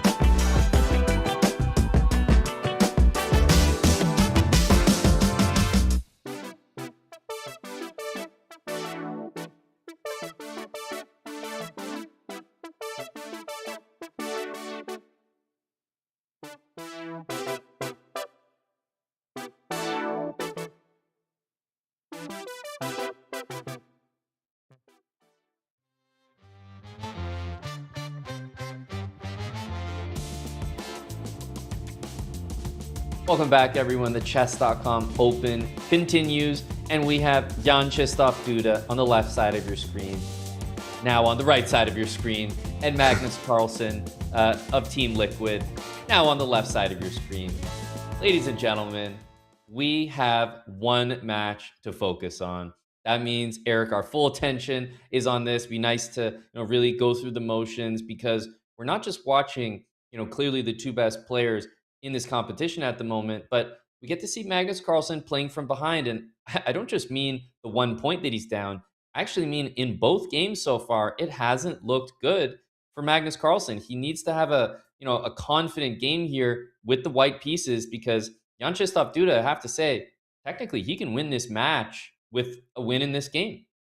And he definitely wants to. I mean, you don't want to give a guy like Magnus any second chances, any tie breaks. I think the audiences, a lot of people generally like when there's upsets, or even the idea of Magnus having to fight through the losers bracket. So I'm guessing there's quite a few people rooting for an upset here. But one thing we know is that Magnus he has had some matches on Chess.com, lost the game, and been in situations where he's had to win, and he's done it before. So we'll see if he can pull it off again, but he's going to have to play better. As you mentioned, Duda pushing Magnus in these games on the clock, on the board, and he just hasn't been making. I mean, the last game, probably he could have extracted more, right, when he had the connected pawns, but that was also credit to Magnus for finding a very nice line, and wasn't really like, oh, you just Duda blundered. He made inaccuracy, and Magnus caught it. So that's actually a huge moment, right? I was actually thinking, when you got to that position, we're looking at a 2-0 score. Yeah, connected pass pawns, opposite bishops, really, really hard to hold, but he made it look easy. Yep. In this position, I was actually wondering about pawn takes e4. I mean, it's the obvious move that's right in front of us here. I was hoping you wouldn't ask me, Amon. I'm looking at him like, no, I play this position, or the King's Indian attack, which this is similar to. Magnus played a4 instead. Okay, I'm glad he's doing it. Okay, I was going to be like, are we? How bad are we that we can't figure this out? Like, what is the This idea? Is a deep idea for Magnus. He sacks a pawn, but that diagonal opens up, and I guess the bishop has trouble developing from c8 due to d7 being guarded and the bishop on g2. I don't believe it, though, because the bailout, or generally speaking, is black. You could go knight here, knight d5, whether you lose a pawn or give back a pawn, right? Correct. Because there's positions. I'm just going to give an example. The audience, knight e5, takes. Is this the best? No, but let's just say go knight d5. Well, you can go c4 to kick the knight away, but giving the knight the b4 square, that's when you wish I could go a3. Yep. Some trades have occurred, and black is still up a pawn. Yes, this bishop is a few squares away from fully developing, but white still needs to prove compensation. I mean, black could try to trade I don't believe it too much. That's right. And is this on the board? Yeah. It's all logical from Magnus. He had some idea here. I don't know if it's engine approved. He just, spend time with Magnus, and sometimes it's just like he'll be watching, let's just say, sports, and come up with an idea. So it's not like, there's a computer there. He just is thinking about, I could try that. It's not. Right. He is one of those players that's willing to try things out and go off of feeling, not everything, stockfish approved. And maybe this is one of those examples. Yep. I know one grandmaster, quite a strong grandmaster. He gets all of his ideas on the toilet, and he's a very creative opening player. Was produced quite a few novelties. Like, he gets a lot of inspiration. We've heard of maybe shower thoughts, but that's the next level, I think. And I know some people that only play chess in the bathroom, pretty much. That's right. App players exclusively. Yep. I mean, this definitely looks like one of those kind of shower thought ideas where, yeah, you sack a pawn. You're not getting it back anytime soon. I was waiting for a5 to appear because the only thing that I've understood about this game seemed to be that the bishop on g2 is powerful, and a4, a5, a6 made a lot of sense. If you stop it with pawn to a6 for black, then clearly there are some weaknesses there, like knight c4, and on the dark squares you can take advantage of. So I suspect we'll see knight c4 here, and then with the a6 idea. Well, I think everything you said is correct, but I think Duda has recognized it and read it well. So Magnus's idea had a bit of punch to it, but if we play knight c4 and I go bishop here, I just don't see it. Can we win the pawn back? Yes, but That's about it trades everything off. Right.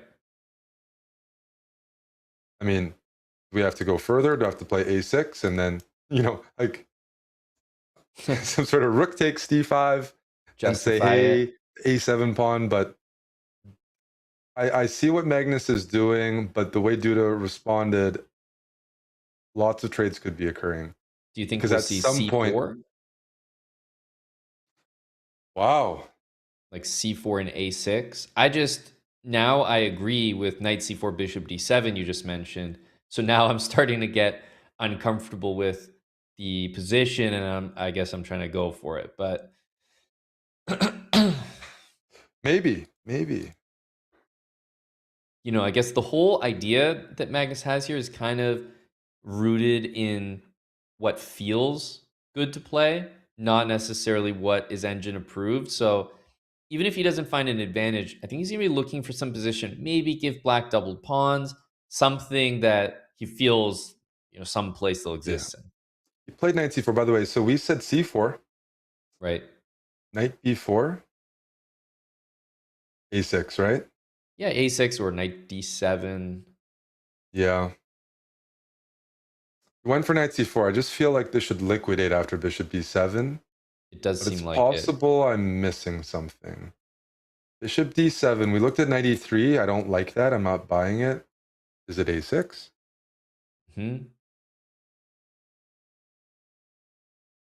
At least it is something to think about. There are a lot of lines here. Vyacheslav Duda played it pretty fast though. Bishop d7. Yeah, knight e3, we know the response. a6 is the only other ingredient you can throw in. And that makes sense. Magnus, he doesn't he'll feel pretty bad trying out this opening. And then he's not one to just want to trade everything off. That's true. He wants to make it work, right? It's an a6 is the only attempt. Keep the pieces on the board for sure. So b5 here or b6? Would you ever play b6? Well, b6, do you feel like it justifies the play for white? Knight e3 and somehow the a7 pawn, I don't believe it, but I get it. Yeah. No, but now a7 is more accessible. That's kind of why I was a little bit hesitant because no matter what the pawn is on a7, he's fixed it there. But there's some positions where maybe we get, I'm just going to show. Well, so yeah, he's going to play bishop c6, I thought. Just some line like this where I want to play like bishop e3 and b4, really try to target that. And also you have rook a5 ideas. So this we will see something. This. Magnus doing Magnus things.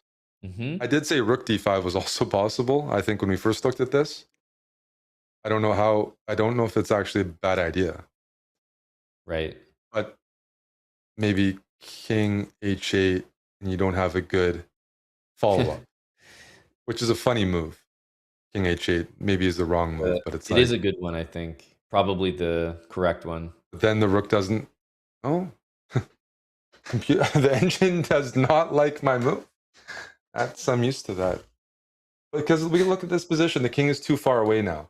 Now the same game, same one as the game. Same position, but the king is on h8.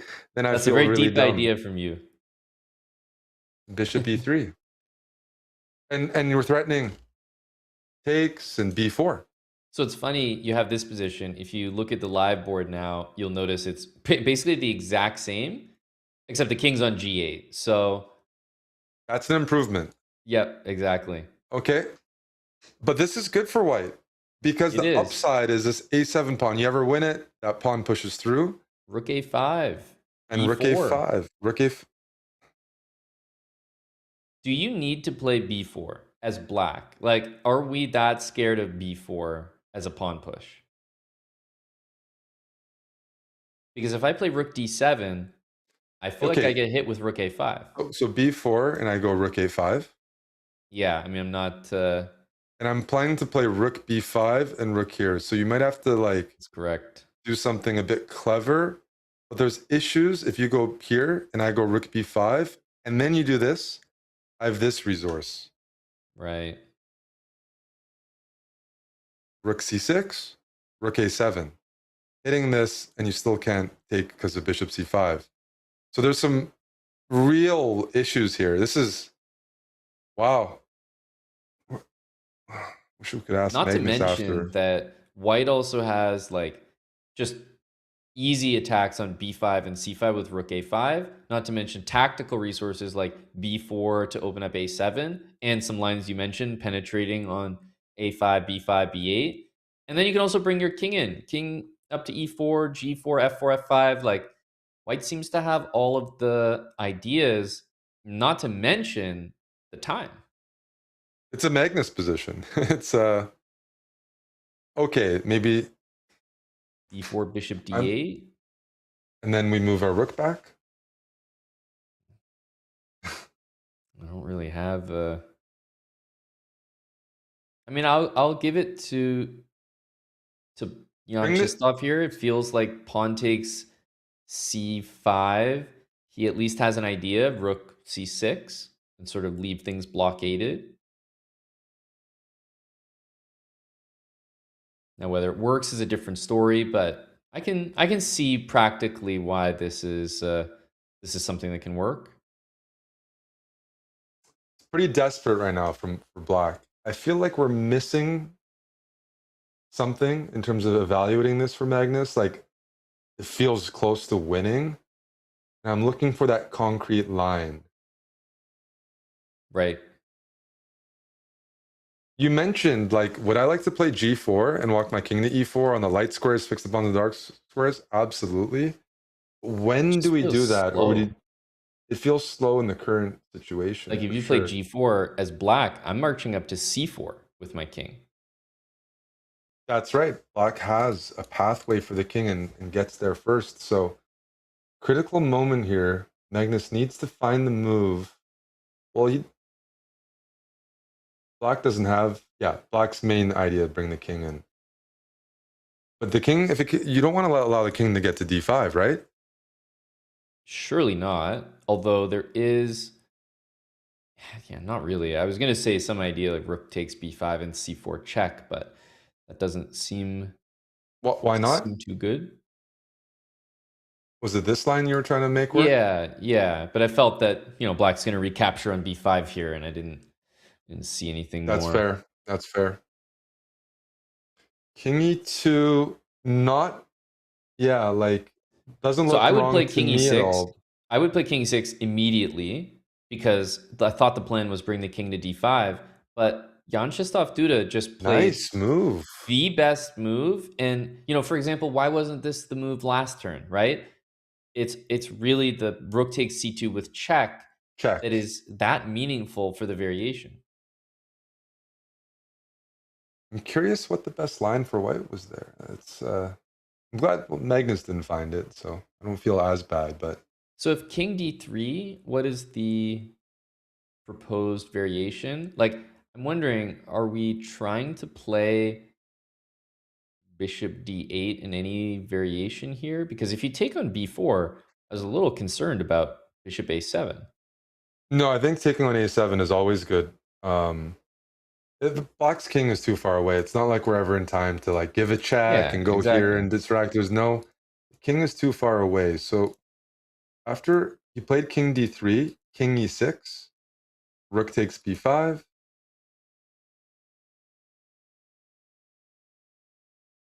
Aren't we in time now for bishop d8? And bishop d8 d6? to b6. Yeah. You Yeah, can bishop also d8 to do b6. the rook a3 idea now. That could be a little different, but there's just no way it's better than bishop d8 to b6. White certainly needs to hold on to the a6 pawn for winning chances, which means the rook has to stay on the a file. And okay, let's just play a natural move. Rook a4. Right. Bishop b6. How many times do you see a position that has a slight edge? It's a Magnus position in terms of technique, and it doesn't end up as a win. Like, we see that pattern so often, it's almost shocking to not see it go that way. And you have to be impressed by Duda playing a few only moves there. And I mean, still there's some sort of light square pressure, but if you don't allow g4, I feel pretty comfortable. Yeah, no, most of the trouble has definitely passed. No, for sure, super impressive. For like, you mentioned g4, so the question I'm also wondering for you is, should Duda be playing g4 here, or does that give the f4 square? And counterintuitively, yes, you're fixing pawns on dark squares, but does it give a little bit of life and also maybe weaken f5 in some I lines? think it Because I could does. see a position where this bishop is pretty good here, and somehow the c pawn can push more comfortably than the a pawn, and you can Yeah, leverage that and get your king improved a little bit. that's right. Time is starting to tick down. A minute and under 20, minute 20. He's made the decision, but I can you mentioned the clock, and I can Yes. see this being still uncomfortable to play. Even though, sometimes the outside pass pawn is good, it's quite contained here. So do you king d3? You can allow Yes. a repetition once, twice, earn some time off the clock. And this is Okay, where that c3. f5 pawn being weak. So bishop b6, c3, Yes. and takes, rook d5, there's king c4. And you don't have a good move here. So it's a real problem that you can't just trade everything. So he's maneuvered the rook to h6 to win h2. It will be a pawn you can grab, but look at what's happening to the position. You take on h2, it's so long until you're making threats over there. White's going to play king d5, rook a7, move the c pawn. It gets really scary with less than a minute. Yeah, no, the Duda, he's correctly trying to force things off, but he can't force everything off. King c8. King He's b8 kind of farming. traps the rook, right? Like, just in a funny, like, it's not 100% Yes. trapped, but it's immobile. You have to play rook a6, but then maybe the a pawn runs. Magnus, c4 first, wants to avoid, well, the bishop covers, now the a1 square, so now he can catch up to the pawn. There are He's some in dark time. square pawns on the king side, though. So he would be in time here, even if this isn't winning, because you can get your king to c6. Right. You could play that on. Is that what we're going to see? Yeah, probably, maybe not even with bishop d6, although it's nice to force c5, I guess. That was. Yep. We have that position where the king. Yeah, this is a draw. The pawn can get to h3. He's going to try, I guess, bishop g5. But yeah, the king has just no path through. King d4, bishop f6. Always check. Yeah. I think this will. I don't see the players playing. I don't see Magnus trying to flag him, but I don't see any moves. That's the we're problem. talking about tablet Magnus as well. No, that's true. Wow. A nice hold. That was a really nice hold. Duda, because those moves were not. That was. Magnus has made a career out of winning those positions. Seriously. And it was slightly better on the engine. It looked like his opening idea kind of manifested into exactly what he wanted. And Duda just took it on the chin, played the position in front of him, found a couple of only moves, it looked like, that he needed to stay in the game. And like I said, it's almost weird to see somebody fight against a position that's so in Magnus Carlsen's style. Magnus is without a win in this match thus far. And well, now we're at the point where it's not just, oh, he can get it later. He has to get it now, right? We're at the end of the 4-game match. One more game here, and only a draw needed. So effectively, kind of an Armageddon match in the sense that it's must win. But Magnus also will have the black pieces. Yeah, must win with black. The highest pressure. If we have a moment before the next game, I think we could take a look at that critical opportunity for Magnus, because we were trying to figure out, he was as well. Yeah, I What think did he miss there? I guess the They're games playing right away. Yeah. with this esports format, they really jump back in right away here. No time for us, no time for them, which I think at the end of the day I do like that. I do like that about it. So Jan King's Shestafida is up Indian. 2-1, and we are getting another opening from Magnus where he has been experimenting, especially from behind here. He in this event has definitely tried out a few different, and I think with mixed success, a few different openings.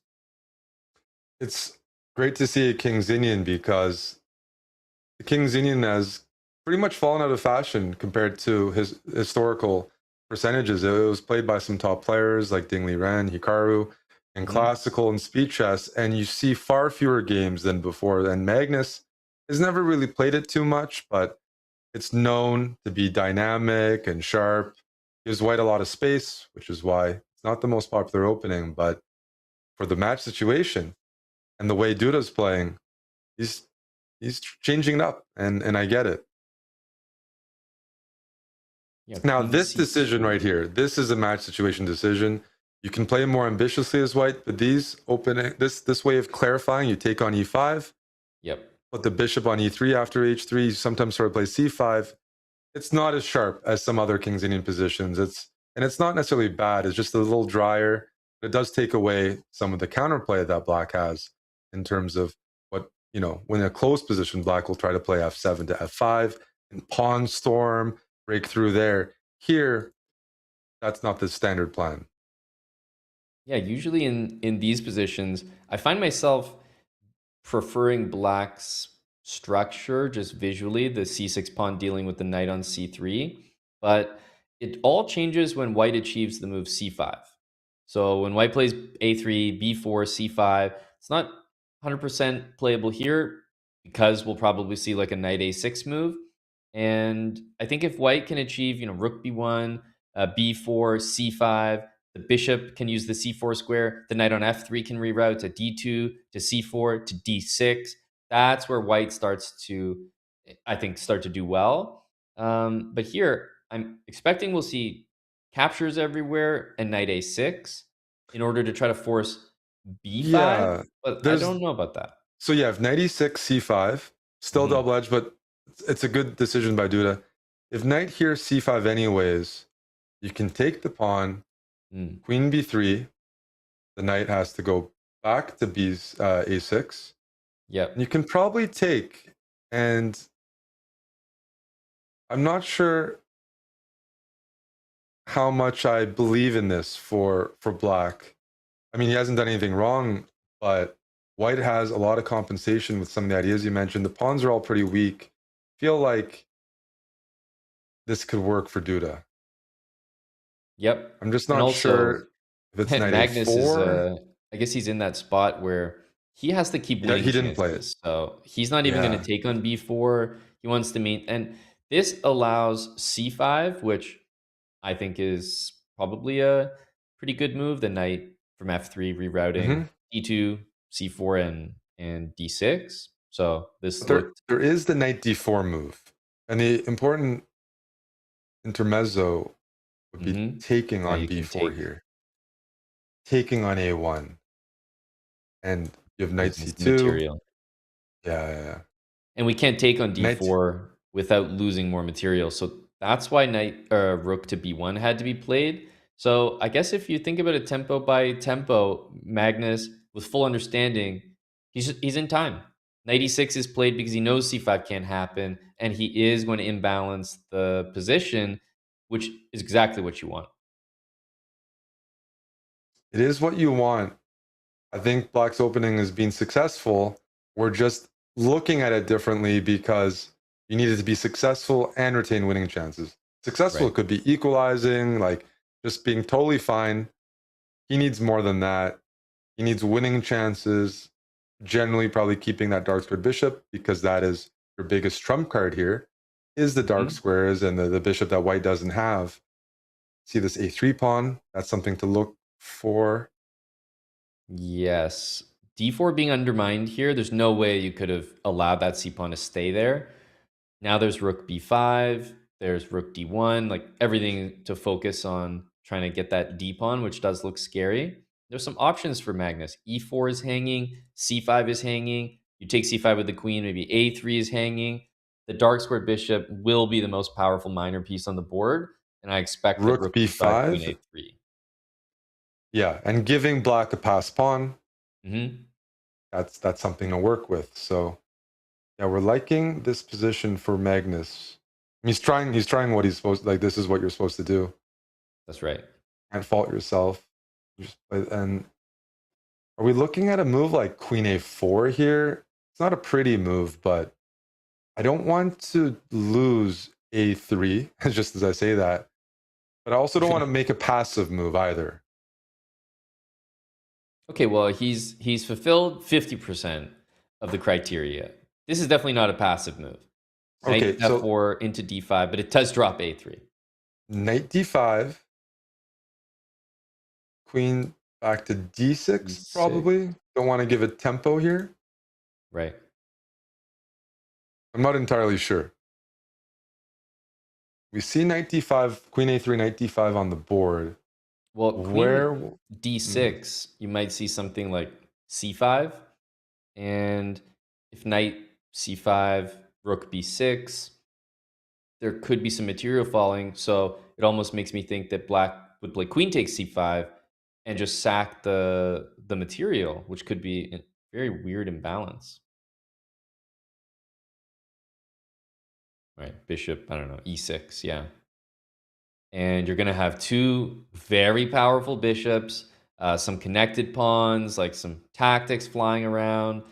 This might be okay for white, but challenging it looks position. tricky. It's tricky. Imbalanced. That's knight c5. Wow. Maybe same idea, but Same better idea. or different, right? Well, the queen on a3 supports d3, and that opens up the dark squared bishop, which is the queening square for this passer. So I can even see some in-between moves at some point, like a d3, and then playing bishop e6, getting a good version. Simply, yeah, right, just right here, right? I agree. Because I think the tactically, I can just take here. Yeah. Or even knight here, probably something. Knight b4. Knight c5. That's right. This is very good play by Magnus. Duda's position is playable, but facing some real practical challenges here, and just the imbalance. Just you know what? To be fair to Duda, I thought his position last game was maybe slightly worse, facing a lot of practical difficulties, and he navigated it. And I thought that would be quite difficult to do. This is the exact same type of thing, but it's instead of maybe positional deficiencies, it's more highly tactical, difficult to handle the star squared bishop. So, I mean, if Duda can navigate that last position, now this position, I mean, he's definitely going to deserve this match win. He's been tested in just about every element of the game. No, 100%. Passive endgame, and then just a really imbalanced sharp middle game would be the full menu. Queen d2, I like that move. It just looks good. I know it's not grabbing the material, but I wasn't liking those positions actually. And I feel like here, maybe you're looking to win this pawn. Yes, it opens up the diagonal, but you also have a pathway for the knights to coordinate and get into the game. And then there's also some situations where the queen is well placed on f4, supporting e4, maybe supporting e5 and knight f6. I think there's also just the reality that you might be threatening rook a1 and rook b1. In some ways, sidestepping with the queen gets out of d3, where the a1 square is being hit. So it might That's just right. be Just take incredibly a look at annoying that. to deal with rook a1, right? Rook here. Yeah. Yeah. No, that's right. Where does the queen go? Yep. And you know, you can try to be tricky here, but It's actually there's, not there's no even. way this Yeah. is good. Yeah. Exactly. The queen is trapped. You'll have to give up some material. Yeah, that's a tricky move. So I agree with you. I like queen d2. It sidesteps a lot of the danger, passes the move back. Not to mention, there's still knight c7. Like in a lot of these lines, you can play knight c7. Hey, remember that? And win some material. There's rook a1, knight c7. Your idea of queen f4, e5, like And knight I takes think, d4. yeah, because I want to play d3. Even now, d3, whether it loses material, like the pawn to open up the diagonal, but e5 move e5 is and rook a1. Rook a1 is coming, and you have moves like knight f6. Like it challenges. It's fighting back for the initiative here. That's a really good find. You see Magnus thinking, and he knows about the time situation. He knows must-win game. Time scrambles are not in his favor here. It's just a highly complicated position, and e5 and rook a1, two strong ideas for white. The problem is the knight looks really good here. It is really good here, but it takes away the queen's escape path. You don't want to move the knight from there. You just moved it there. No, you don't want to play knight e6. However, Like knight e6 I mean, is not a crazy move, right? And a4. That's something I've looked at. Let's just say queen here, a4. The point is the queen can go back to f8 and don't get mated. And this pawn is advancing. So if Magnus keeps thinking maybe this knight b3 move. Yep. D3 I'm not a fan of because of e5. We know e5 is the response. Knight b3, a4, and queen f8 was one try. So one thing about this that's different is the c4 pawn is hanging. So the queen does have like an escape path to c4. Mm-hmm. There's also queen c2. So there are many ways that the queen is not trapped like it was before, which is just good to know. It's kind of like I guess a nice safety net for yourself. Mm-hmm. So I understand why Magnus just wants to put that pawn on d3, so he never has to worry about calculating his queen getting trapped. That's why he's always knight c7 moves and all these methods of winning material, but those aren't the ones that were scaring Magnus, I'm sure. No, the Magnus has two rooks. He doesn't mind losing one. He'll just put the rook on the a file and he'll use his minor pieces for compensation.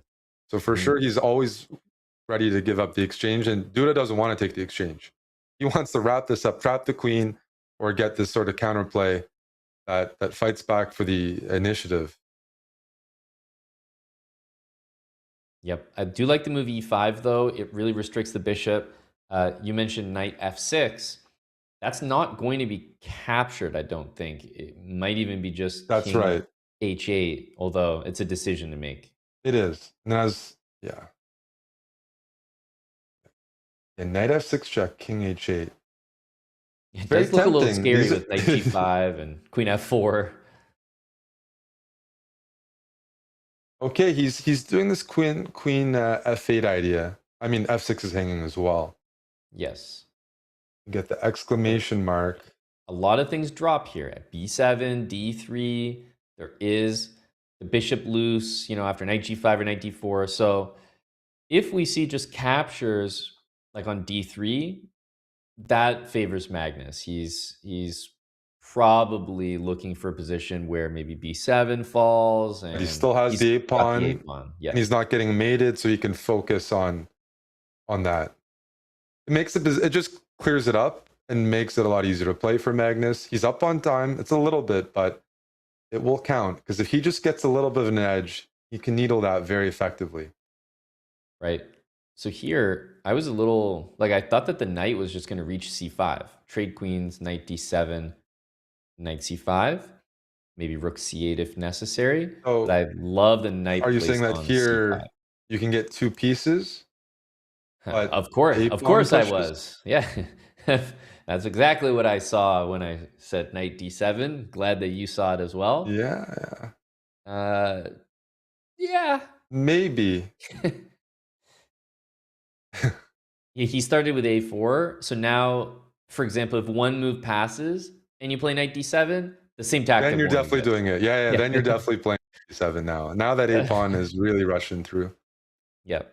You bring up a really good point. If Magnus can establish the knight on c5, it blocks this pawn, fixes the c4 weakness, supports this. It can easily be reinforced with rook c8.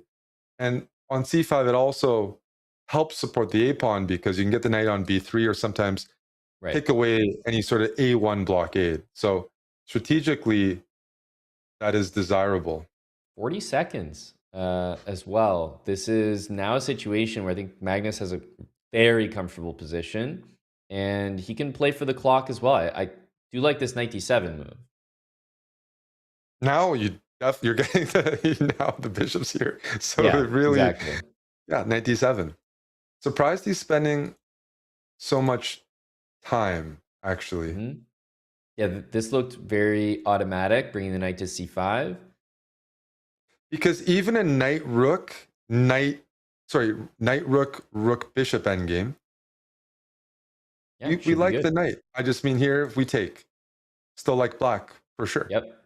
Because you put the knight back on c5, you can play it on for a long time. And he takes with the pawn.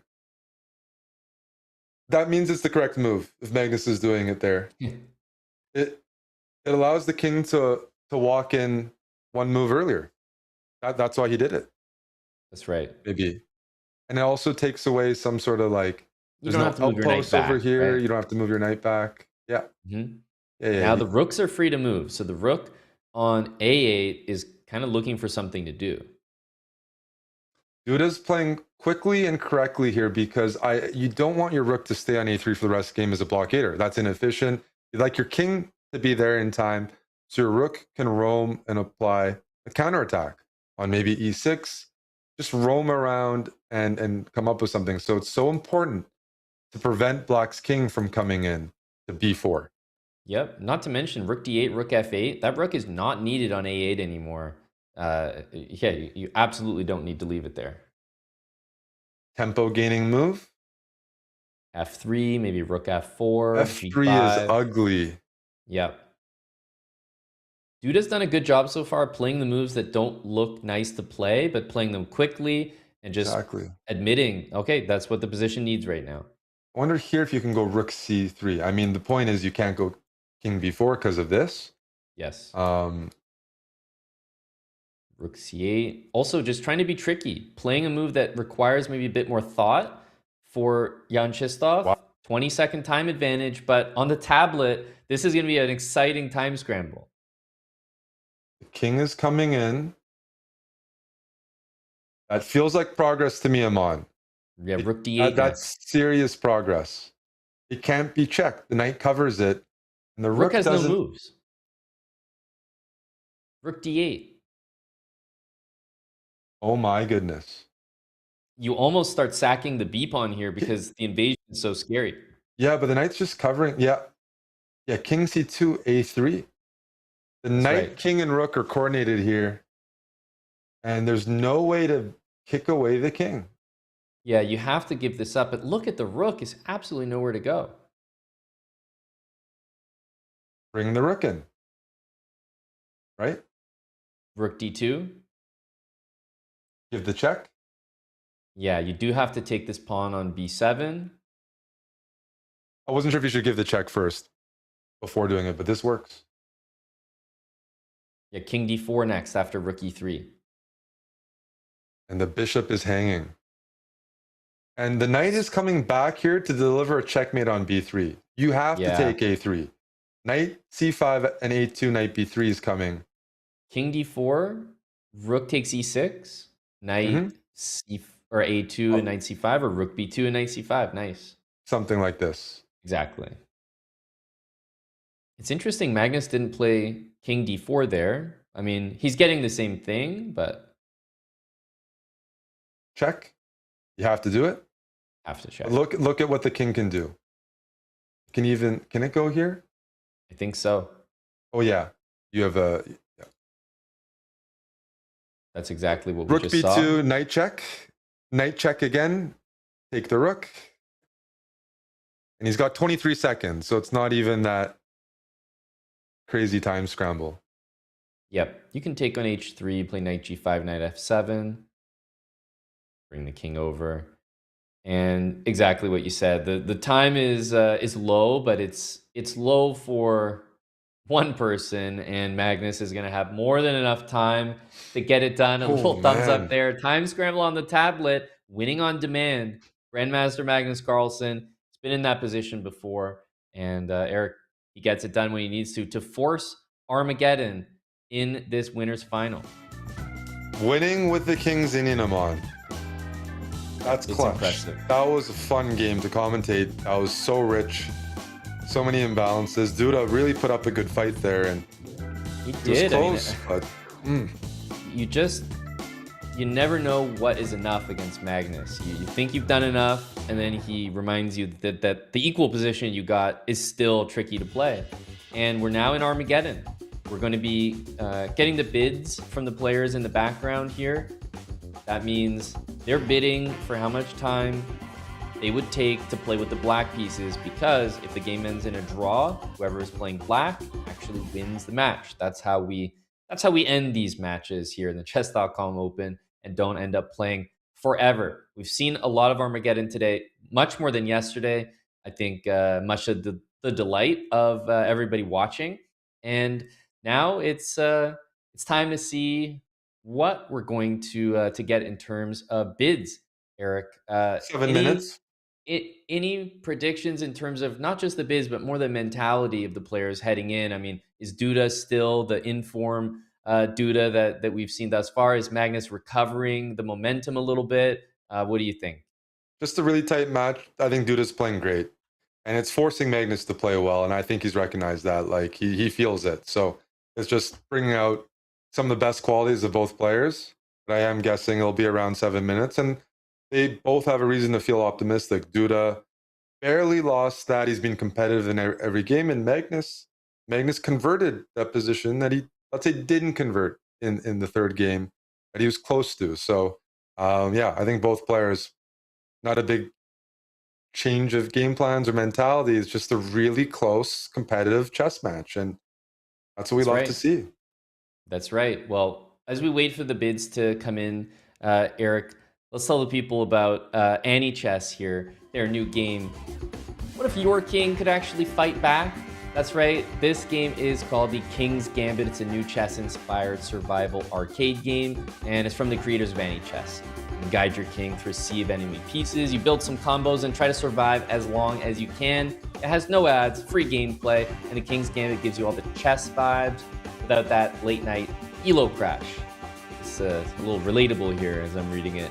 So how long can you survive? That's code King's Gambit, ! King's Gambit in chat right now. Download it, iOS or Android. Check it out as we get the bids in from the players here. Eric, I can announce they are in, and they are low. I think the lowest bids that we've had thus far, Magnus Carlsen, 6 minutes, 28 seconds. Yangyi Duda, 6 minutes, 58 seconds. So Magnus will be playing with the black pieces, and it's pretty much his exact bid, more or less, from his previous Armageddon, where he was successful against Denis Lazavik. So Magnus showing he's comfortable. If he can get his position, he's comfortable with that 6.5 minutes buffer. That's a pretty significant amount of time to have extra. But look, Magnus has he's done it today. He feels confident with it, and he feels confident doing that on the tablet. The last part is the key part, on the tablet. I mean, it's Armageddon now, so you know these guys, when they had some close games, it's ended up in a draw. Like some of the end games they're not full flagging. Magnus has not. We haven't seen Magnus flag someone with his tablet, have we? I would love to see it. I mean, I want to see it. When you think about it, he kind of did it last game, but it's not what you're talking about. It's not. Yeah, it's not like a competitive time scramble where he's needed to do it. Queen's Gambit declined here. Very topical. This h3 move, you often pull your bishop back to f4. It has h2. Also just takes away the the g4 square. But yeah, knight f3. Black often plays, oh, he goes knight e2. That's the other way of playing it.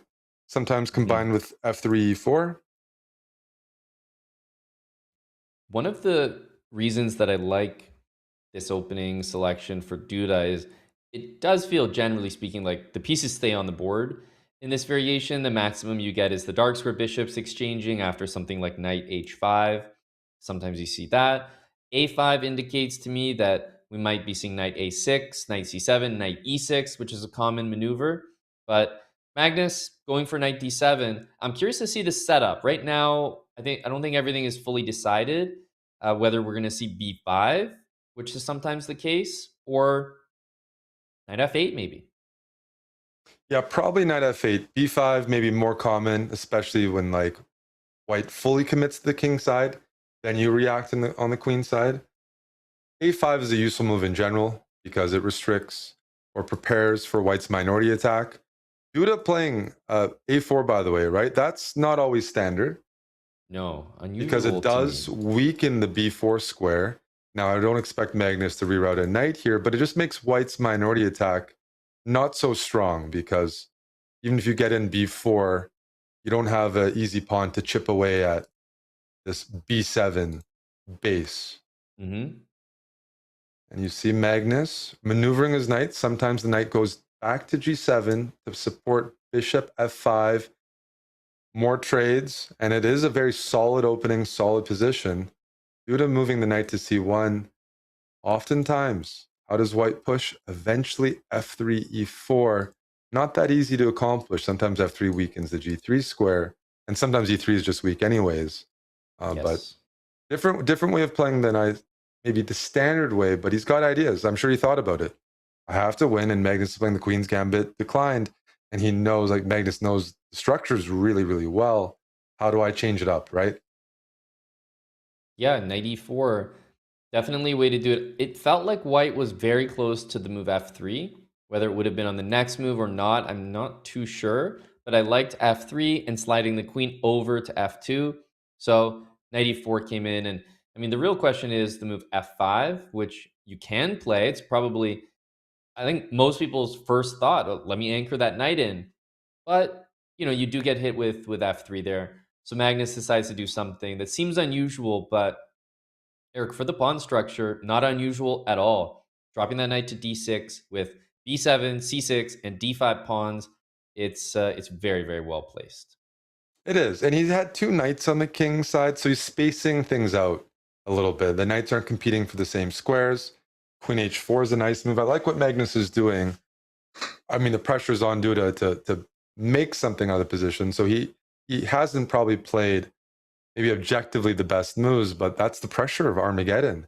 And Queen h5 Queen h4 is such an annoying move because it just stays there, and all of white's pieces are on the queen side. You can't play g3. Your rooks are kind of like cramped. You don't want to touch your f pawn unless you can play f3, e4 consecutively. Otherwise, you're just allowing a weakness. Like even moves like f3, is knight g3 good? Maybe even queen g5 with threats here and threats here. Very tender pawns on the king side. Yeah, that's a good point. Sometimes you can play f4 in these positions, but not usually when black controls f5. Here, I'm just seeing bishop f5, knight f6, the e4 hole. It's not looking good at all. I wonder if you play f3 here, by the way. I'm not sure. Like I was saying, f3. If queen here, then play this and just. I mean, it's probably too much, but he needs to find a way to put pressure on Magnus. This position is very easy to play. I just haven't seen the vision with a4 by white. It feels like there's no play on the queen side for white now. It's very slow if it does exist. Knight a2, knight c5, b4. Like, I just don't see it. Magnus is going to get a lot going on the king side in the meantime. But where are the pieces going for white? Is the knight on b3 going to c5? I suspect so. Are we playing for e4 next? That's my other question. Even without f3, we could just play it directly. Here, I would definitely be looking at f3. f3, bishop f5, and then we have to calculate. Yeah, I mean, Duda migrated his knight over to b3, which is counterintuitive. It doesn't feel like that's where the game is headed. It doesn't feel like he has an easy way to pressure the queen side. And he's lost a potential defender around the king side by committing his pieces here. So if he doesn't do something quickly, there's some real concerns that he can get overwhelmed on the king side. I mean, it's not even uncommon, Amon, to see a move like g5. That looks a bit crazy just to play g4, because it's like, it's true. Well, white's pieces are so far away, and g5, g4, the queen is safe here. And it even has h6 if you somehow kick it away. f3, yeah, he's admitting the knight's misplaced there, which is correct. I don't know if he has time to swing it back. Well, we might see the journey that nobody can be too proud of. Knight from g1 to e2, c1, b3, d2, and then back to f3, where it could have moved on the first move of the game. The walk of shame? It seems like it. The knight had ambitions and high hopes, and then ended up back home. There's knight e5. Getting a knight on e5 feels good, but queen f5 is a great response, and I'm expecting just to offer trades. Yeah. Because if you play f4, I can likely go back and plant the knight here. Correct. Yeah, this looks good. And remember, this is an Armageddon. So Magnus is more than happy to just make these trades. The remaining piece on the board for Magnus is going to be the strongest one, the knight on d6. That's exactly what he's looking for. I don't think this game could have gone better for Magnus. And if I'm playing as Duda here, I'm starting to think about the time as a really serious factor. I like it. You can plant the knight on e4 here, but at least he's trying something. We weren't liking the direction of things. And good move White order, achieves Eric. exactly. Like White achieves g5. Now he can't. The knight would be able to stay there. So we see f6 played, and I'm curious about even a move like f5. Definitely. f5 seems critical right now to throw this in between move and open things up a little bit around the king side. Because if you take, I can kind of react every pawn move and just ignore it. And the e3 pawn is close the game. That's right. And the e3 pawn is the weakness. I think the big difference is that if you played f4 first, Black would play knight f6 and maybe have a better place to put the queen against f5. Now, f5, the queen can't maybe go to c8 or anything. So yeah, he's going to exchange it, play queen e7, but we're seeing a full imbalance here. Is he for sure going to exchange it? You have knight g4 as an option here. And I wonder if there's just this sort of argument that the knights both don't have good squares. One does, but that this knight doesn't have a great future. Try to play queen f3, rook g1, queen f4. Keep the pieces on the board. I think knight g4, I mean, also rook check is something to be looked at. I just don't see the sacrifices working out, but it's... I think knight d3 to f4 to e6 could be tempting, but my favorite one so far has been this knight g4 move. This is, and Magnus recognizing it right away. Absolutely, because White would start setting up some traps here. So is this favorable though? So what I don't like is that, and Duda's shaking his head, I just don't like that we traded pieces.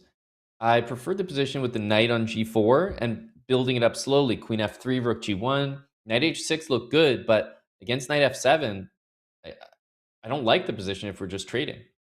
Agreed. And then just the timing is a bit off. Duda needs the knight on c3 to be part of the game. But the problem is the e3 pawn is loose, so you don't have time to do a standard knight e2, knight g3 transfer. So Magnus calmly playing rook e7 and e3. Okay, technically you could go here. e3 isn't hanging yet, but the rook is pinned. So here you could even go rook g8. Yeah, followed by rook g7. There's just, You can't take control of the G file at all. Meanwhile, the knight on C3, where do I want that knight in a in a dream world? Maybe I want it on F4, knight E2, F4. F4. But it takes so long to get there. Yeah. No, Rook G8 is coming. Magnus is playing this really well. Duda's fighting, and the position is sharp. Time is flipped, though, Eric. Time is flipped in the night. Magnus has 3 minutes. And remember, he started with 6.5. Duda has used 8 minutes in this game so far. He's now down a full minute. I don't think he has control of the position. And Magnus is starting to take over. You shift the king over to F2. It's not pretty, but you can't have your rook pinned. And if you put your king on H1, it kind of feels like it's far away. You still have the weakness on E3. Endgames are bad. The king position's bad here. I'm just going to show takes, rook here. Maybe use king F3. And some of the endgames are good for white, or you have something. Yeah, knight E2. Magnus with the best move, rook G7. And now the king's coming to F3. The only piece that Magnus hasn't activated is the knight. Well, that's a nice one move. Piece. Amon, I think he wants to play rook F4 here. But this is different. Magnus is playing this really well, preventing Duda to stabilize. Is queen B4? Yeah. Queen B4 is coming. And could consider queen D2 rather than taking, but taking looks great as well. There's no problem with that. Well, taking activates the knight as well. Correct. That's huge. Yeah. Knight comes in immediately. Are we missing a move here, though? Is there some sort of knight F4, knight G6? That looks tricky. He has to do something immediately. He has to go for it. Can't play passive. You will lose the E3 pawn. Wow. Rook Magnus F2, is queen playing takes like a F5. machine here. Queen F5, and there's no good discoveries. And you're hitting the rooks. You're kind of forcing even more trades. Not to mention knight C4. The second that you have a moment, you're playing that move. Queen takes. Well, we can't say Duda isn't trying this game. No, there's still tricks like H5, fighting. Knight takes H5. There's still like ways to blunder, but the problem is he doesn't have a threat. Wait, is the threat knight H5? Oh, the threat is knight H5. The threat is knight H5. Knight H5 so you is can't the threat. Knight C4 because of that. You certainly can't trade queens. That's very frustrating. Well, it's hard to suggest anything else, though. Yeah. Okay, he's trying to go for a good version of that. And he wants black to trade queens, so his king, in certain positions, may march up the board. If you can take F6, play G5, get the rook on F7, and just go for a counterattack that way. I mean, does it work? No, but is it the best try? Probably. Rook F2. There's rook E8. Here comes the king march. Magnus is probably going to bring his king in. Yep. 40 seconds. And I don't have four at least. He can still fight, but he's definitely losing his belief, it feels like, in the position. Yeah, keeping the knight. Okay. King now he's F4. Now he's all in. Yep. He's trying to set up some sort of check on H6. I mean, I understand it. There might be H5. H5. That's right. That's a very strong move. That's a powerful move. I think it feels like Magnus has gotten a bit stronger in the last part of the match. H5 is brutal. Rook comes in. Oh, this is clinical. The knight has no good squares. Yeah, E3 slowly is but hanging, surely. G4 is hanging. Resignation. He is going to resign. Yep. Wow. Krzysztof Duda resigning. I mean, Magnus just played a great game there, right? Apart from a flurry in the mid game with G4 and F4, that was more desperation. It's not really what the position calls for. It felt like Magnus just handled that structure, that game beautifully. and he gets it done in another back-to-back Armageddon. Takes out Lazavik, takes out Duda, and I mean, it doesn't even feel unusual to say, it feels routine that your grand finalist is Grandmaster Magnus Carlsen, playing for Team Liquid. And of course, Duda in the losers final means he guarantees a top 3 placement. We've already said that. He is through to EWC, but he has been playing some amazing chess. He took out Magnus early in that match, Eric. He just couldn't quite get it done, but he is absolutely established himself as a front runner in this event. For sure. And, you know, a benefit for Magnus, I mean, he doesn't have to play tomorrow, right? That's right. He gets That's the losers bracket plays tomorrow, and the next day if you advance. Day off for Magnus. He had to work very hard to earn that free day, but yeah, what a match. And those are our losers quarterfinal matchups, right? We'll be playing the entire rest of the losers bracket to set up for the finale 2 days from now, which means Denis Lazavik, Sina Movahed, and Nihal Sarin against Norderbek Abdusattorov. Those 2 matchups, Eric, are going to be our focus. And of course, the winners will play each other. And the winner of that match will play Yanchislavs Duda, who has been in incredible form. But you can't underestimate anyone, you know, back against the wall, playing out of the losers bracket. It's win or go home for these players. And I would be very, very careful. That Sina Movahed match against Denis Lazavik is going to be electric.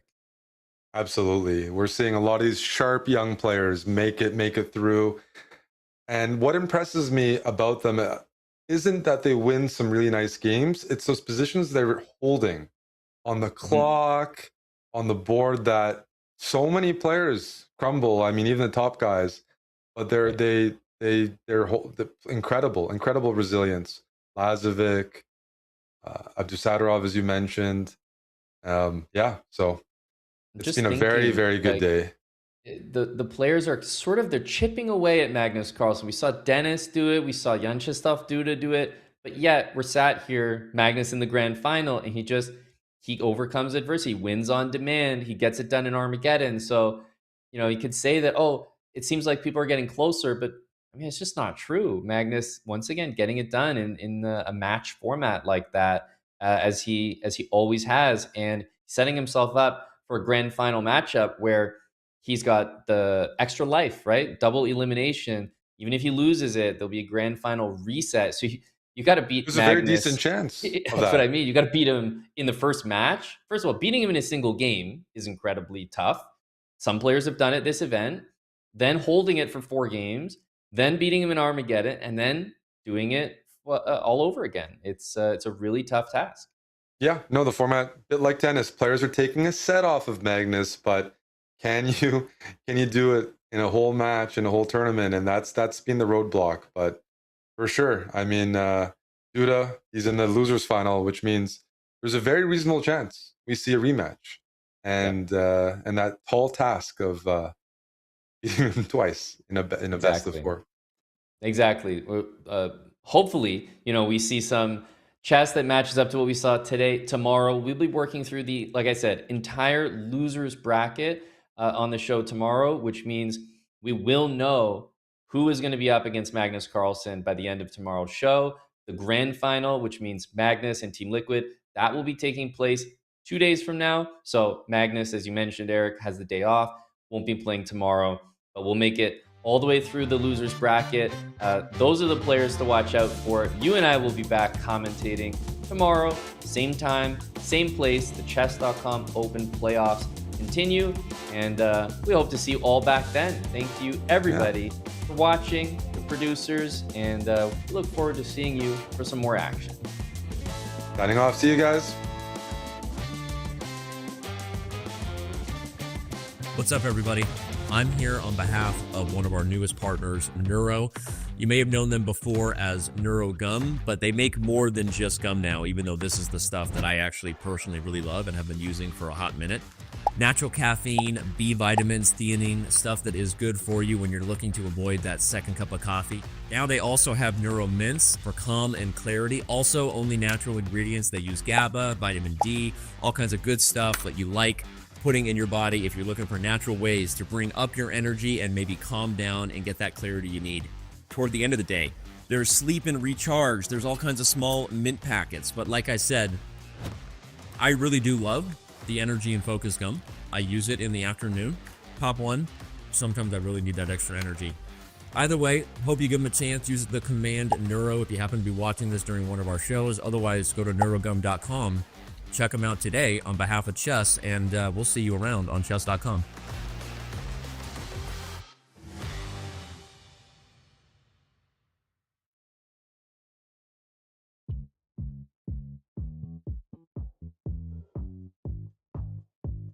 Yeah, I mean, I enjoy playing on no increment in general, like 5+0, 10+0, but I also like thinking, so Rapid's my favorite time control, and I think I played very well, so I'd say I pretty much have a small lean towards 10+0.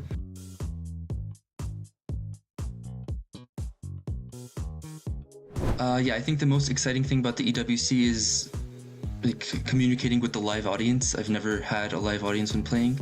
I played in Toronto in 2022 with headphones, but it was just like us players and no one watching us. And in this tournament, there's going to be a live audience cheering you on, which I think is just very cool.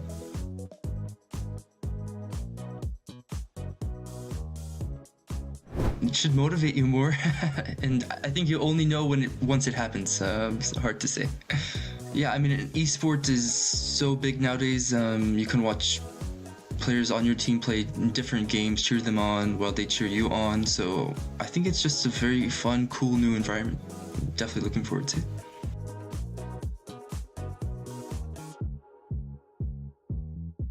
What I like about this Chess.com Open is that basically anyone can qualify. There's like a tour for unrated players and 1,000 rated players, etc. And another good thing is that like the top players don't get automatic invites, which is kind of a huge problem in chess in general. All these closed tournaments are just the same players playing each other over and over and over again, with other players not getting the opportunities. While here, if you're a good online Blitz and Rapid player, even at IM, you definitely have a chance to qualify.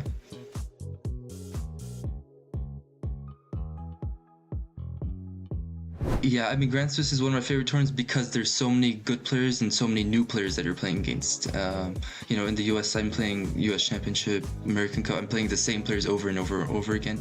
Just like when I was talking about the top players playing each other. And in these open tournaments, you're playing new players, new styles. So yeah, I think I definitely prefer that.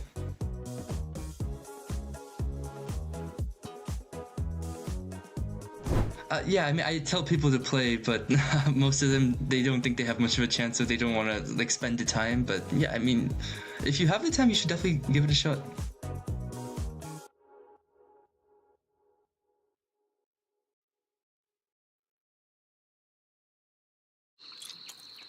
Gum is dumb.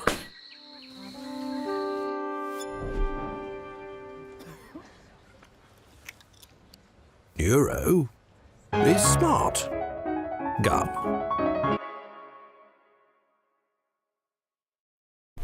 It's 2 a.m. Stop the tilt.